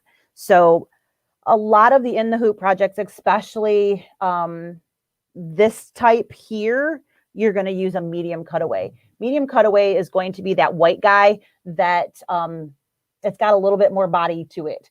So a lot heavier than the no-show mesh. And it is available in black, but we don't usually carry it. No. It's just, it never shows. Right. So it's silly to pay more expensive prices for something that's not going to make any difference anyways. But it gives a little bit more oomph inside, and it keeps the shape of whatever that project is going to be. So a lot of times that's what you're going to use for those in the hoop projects, whether it be a pot holder, a wall hanging, smaller one than what we were talking about a little bit ago, some pillows, those lovely embroidered by number kind of things that we do in the hoops. There's lots of things that are in the hoop projects, zippered bags, pot holders, lots and lots a lot of stuff. times if you're constructing it, so if you are constructing it in your hoop, you're probably going to use a medium cutaway. Yep. If you are using something that is a blank, you're probably going to use something that is sticky, whether it is sticky tearaway or sticky wash away. And if you're using a sticky in your hoop, you probably need to interface your fabric, because that one little sticky, whether it be water soluble or tearaway, is probably not going to be enough later on. So if you think about that, in that instance, if it's a project that's kind of being constructed, you're probably using a medium cutaway. And if it's a project that you can't hoop, you're probably going to need to add some more stability to your fabric. Absolutely fair. So you guys know, we're not telling you anything you don't know. There are tons and tons of in the hoop projects out there, whether it be an ornament, whether it be a bag, it doesn't matter what it is. There's tons of things there. There's also going to be a lot of instruction from the designer of that on what they are going to recommend. We are certainly not trying to override whatever that designer's recommendations are. We're basing it off of mostly what we have here. So, and what kinds of things that we personally do. So by all means, please read those instructions. And take their advice as well as whatever it is that we might be recommending as well. All right. So let's see if I can get this again. So that took care of those. And now we have just 2 more recipe cards, fun with fonts and bags. So, look at that. It only took me 1 hour and 48 minutes to figure that out. So my bags and my fun with fonts are kind of all the same, because a lot of times when I make a bag, there's fonts all I embroider over top it. of it. Yes. So, and again, like there's always going to be something interfacing my fabric. So this one has some like shape flex, because this is old. So this is from 2013. So there's shape flex underneath there. And then, there is, that is like decor bond to make the bag, right? If you watched my video in my room, you saw my dolls on the wall too. Well, if I did a new video, you would see my Wonder Woman doll. You need an updated video. I need an updated video. So having something underneath that really does help the whole project lay a lot flatter, and it allows the words to sort of pop out on top of that. This one was done with the Ultra Soft underneath, so it's a little thinner. This is a little bit newer. Because that was much newer. You can't see. Hang on. There we go. 2019. All right. There we go. So you said Ultra Soft. Ultra Soft. Baby Lock Ultra Soft. Fusible. Yep. And so you guys probably noticed there's some blank cards there as well.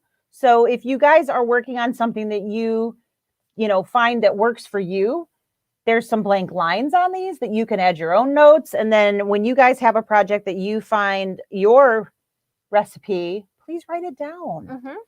Yeah. So Ultra Soft. I love Ultra Soft. What did I used Ultra Soft in the Love Notes quote. In the Love Notes quote. Yes, yep. that was the batting that I used. And then this one, I actually stitched through the Annie Soft and Stable. Okay. Yep. I've used that. She gets questions all the time. Where did you get your bag? And she looks at him. She says, I made it. Well, where'd you get the design? I created it. Isn't it adorable? I just love the little USB stick. Little USB and the printer. I had to make sure I put Mac and Windows on there because I didn't want them to get mad at each other. Because you just never know. No. Yeah. And then this one has Ultra Soft on the back so they can see. And then this was just a little wall hanging, but it's more words.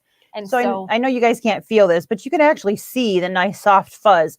Ultra Soft has such a nice feel to it. Mm-hmm. It is just, it really is. It soft. really is Ultra Soft. It's just like, oh, but, and then what else? The heavy, I didn't have to ask. I can feel it. Mm-hmm, that's the heavy Leabu one. That's the Leabu heavy tearaway. Yep. And then I just like to point out, if you flip this around, I did this in my magnetic hoop. So I used my 10 and 5/8 by 16 inch magnetic hoop. So my everything was actually hooped together, even though I was using the Leabu stabilizer, because those hoops are flat and you don't have to worry about trying to get that in that hoop. But I always like to point out that this was done in a magnetic hoop because you can see some of those satin stitches are pretty big. That's heavy, and they're heavy stitching. But it didn't pucker, shift it didn't anything. pull in. It still lays nice and flat. And again, that's just me. That's not an embroidery design. It's just me playing with the fonts. Lisa and I like to buy fonts. Maybe a little bit. Or get free fonts, but I have bought my fair share of fonts. I have bought some. I like to get free ones, but every once in a while I go, oh, yep, I got to just buy that one. Yeah. I can't go without that one. Right. So that is our fonts and our bags. And this doesn't really fall into anything, but it's just, I put it on. It's just super cute. She, this is one of the OESD designs, and we showed it in one of our Tuesday afternoon SnLs. And when we showed it then, she hadn't actually put it on a canvas yet, but she's got it on there, and it just looks so cute. So it's kind of a wall hanging that is really just a stitch out. It's just been stapled. Yeah, I just used a stapler and stapled it. It's just been stapled to a canvas. And so you guys can take anything, and when you get something that's been stitched properly, you can literally do anything to it. It's just so simple. And you could take, supposed to be odd numbers when you're decorating, so 3 or 5 or something of these guys, and put them somewhere, and really simply, I mean, those canvas you can buy at Walmart. They're really inexpensive. You can see there's nothing fancy. And you can buy those and pick them up and staple them. Yeah, I recommend cheap boards, expensive staple gun. Yes. I right there with really her. Hard. Yeah. An electric staple gun will make your life much better when you're doing that. So I am going to pop this up here again. So again, now we kind of gone through all of our recipe cards, and you can see there's some blank ones here. And now let's talk about the event specials. Yep. So it's right here. Yep. So like we said at the beginning, you should have received an email today that had that special coupon code. And it's good from today all the way through next Saturday. So it's good for a whole week plus a day. Yes. And it's good for 30% off individual stabilizer rolls. You can use it here in store. You just have to tell somebody at checkout what that coupon code is, or you can type it in the coupon code line online. You can find our web store at www.leabusewingcenter.com. And if you did not register for the event, you can still purchase the Bag Lady special. So that is MSRP of $300 and it is on sale for $200. So it is still a phenomenal special. So if you do not have access to the coupon code, you still have a huge option to become a Bag Lady. So what does that actually mean? You can only join right now. Yep. Yes. This is the only option to become a Leabu Bag Lady. Once you become a Leabu Bag Lady, you will always be. And if you're a dude, I'll retype it. Yeah. Just I know, it's funny. I was like, I should say bag ladies are dudes. Right. But we don't mean it to be. We're not trying to be sexist or anything. Or yeah. It's just right now everybody's a lady. So right. it works. So if you're a guy and you want to join, we'll rename it. That's just right. Not a problem. It's really for ladies and gents. Absolutely. Yep. So what you guys see here are the last year's monthly sales that we have had. So it's definitely worth it. There's lots and lots of really, really great sales that we have offered just to the people who have that bag. Right. And so we send out an email every month with, and it goes just to the Bag Lady people, and it tells you what your special is, and it gives you the week that you're going to be doing that. Now, this past year, this was only an in-store option. So you could not do this over the telephone or through email or anything like that.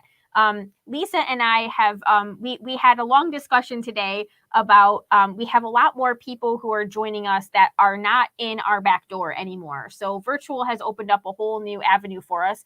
And we have a web store now. While our web store still does not have everything in our store, we do have a variety of things that are in there. So if you live too far to travel to the store, maybe you live out of state or you live a couple of hours away, when we send out the Bag Lady special each month, we will include a coupon code that can be used on our website.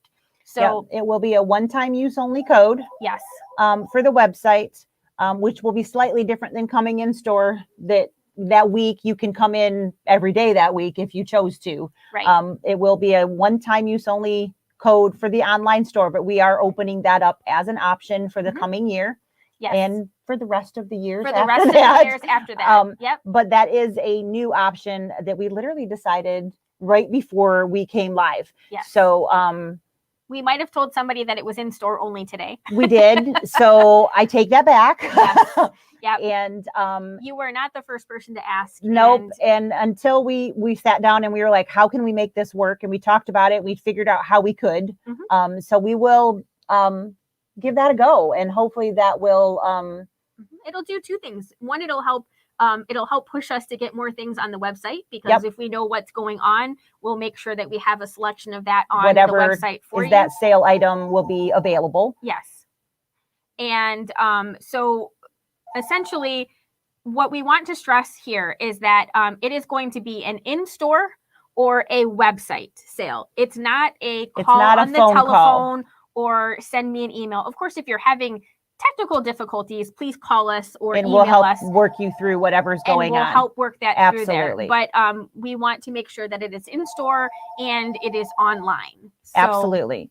So this sale is going to be available from now until next Saturday. That means you can become a Bag Lady anytime from now until next Saturday. It doesn't have to be decided right now. You can take your time and think about how you want to do that. We have 1, 2, 3, 4, 5, 6, 7. We have about 8 or 9 still left at the shop at the moment.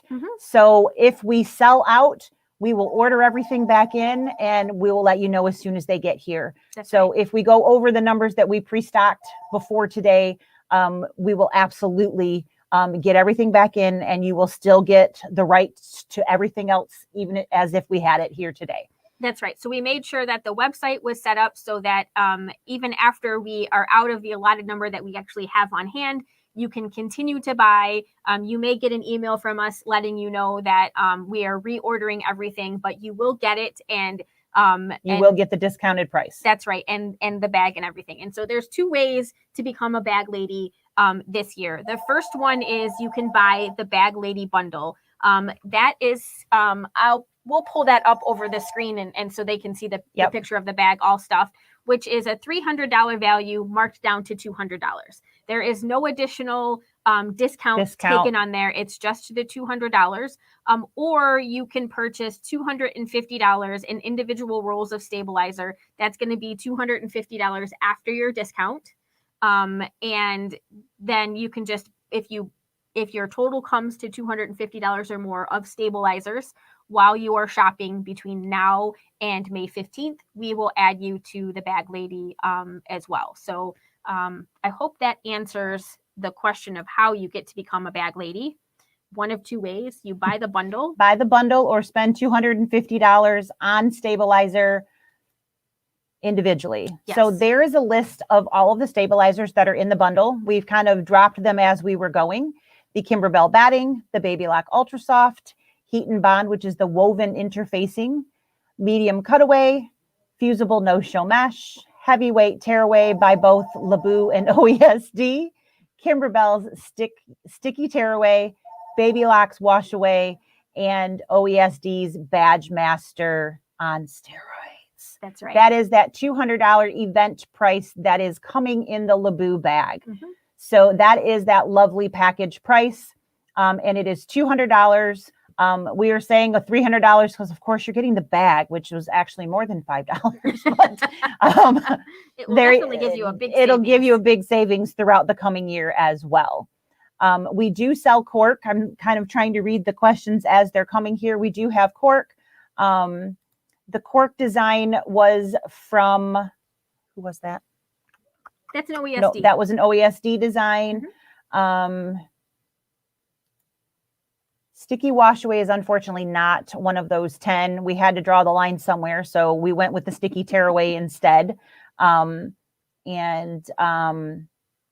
think you used a topper. Did you use a topper? I did not. So Marilyn asked, do we recommend a sticky wash away?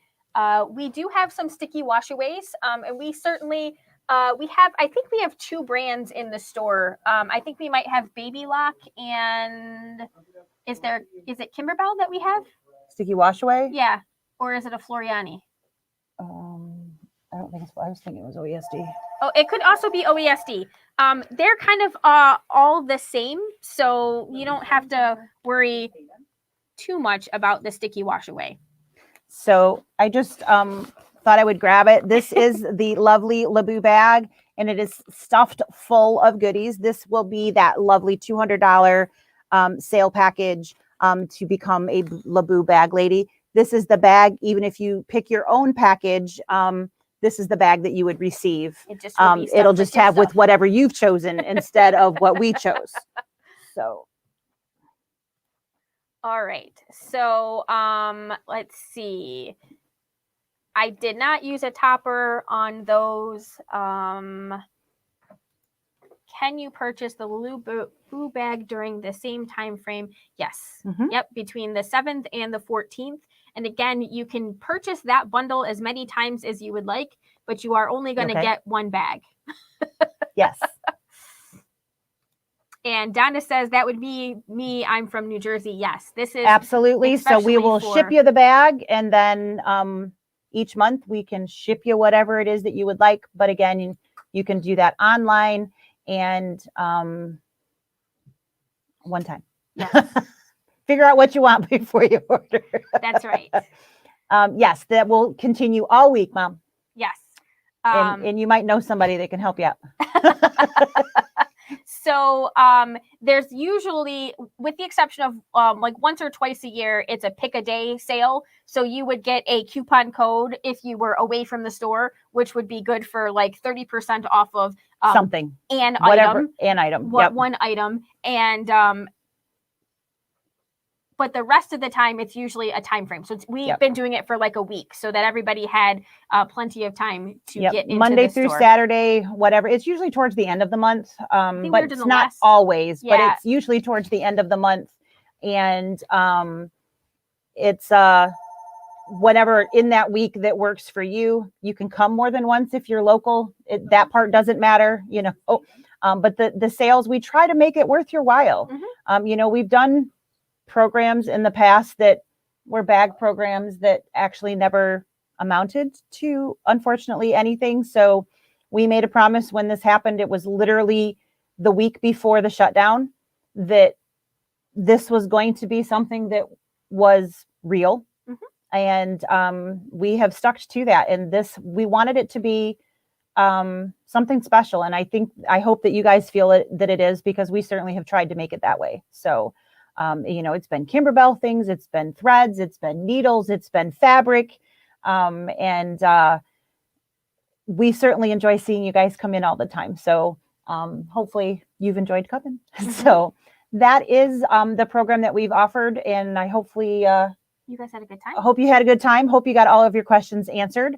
I think we had one more here. Is this a lifetime membership or a yearly membership? It is a lifetime. So once you are a bag lady, you will forever be a bag lady. So there is no renewal fees. There is not next year you have to buy X amount to stay that or anything like that. Nope. We talked about it and we decided we weren't doing that. So, but you do have to keep your bag. You do have to have your bag. Or you have to keep your email that we can get in touch with you with. So for those of you, when you come in, you do need to bring your bag when you come in to receive the discount. And I think we got one more question here. Did I misunderstand? Can you pick what stabilizers you want in the bag? Donna, you can do it one of two ways. If you want the very best bang for your buck, you will pick the Leabu Bag Lady Bag Special, which we picked 10 stabilizers because that one is going to get you the Bag Lady deals for a mere $200. Yep. If you are picking out your own stabilizer, so you're picking and choosing, you're going to be paying $250 for that same special. Yep. So let's say you like 2 stabilizers and you use those same 2 all of the time. You can get, I don't know what choose those would. So maybe 5 rolls of this and 5 rolls of that.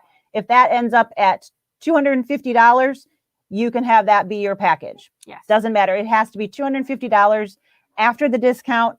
That would then make you a bag lady. You would get the bag. You can pick what goes in the bag. Right. If you did not pre-register and you do not know what coupon code we are talking about, then the only way you can become a bag lady is with the Bag Lady bundle. So hopefully that clears that up.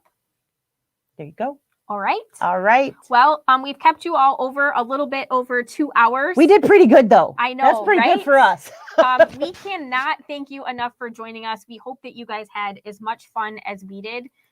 We never really know how these are going to pan out, so we had a little bit of technical difficulties. Hello, guys. But my phone is no longer going to blow up. it was like down? Yes, it was literally like burning hot. It was excited. Yeah, it was definitely hot. Woo! But we were hot. Yeah. So is it dead? Nope. It shut itself off from safety or something. I don't know. It got too warm. All right. All right. Thank you guys so much for spending your Friday afternoon with us. Hope you learned lots. Hope you enjoyed it. Right. And hope you have a great weekend. Enjoy the weekend. Happy Mother's Day to all of you mothers out there. Yep. And we hope you have the best. We will maybe see you guys next week. We'll hear from you. There's my phone coming back on. And ding, ding, ding. Time to go, I guess. Yes. You guys have a good one. Thanks so much.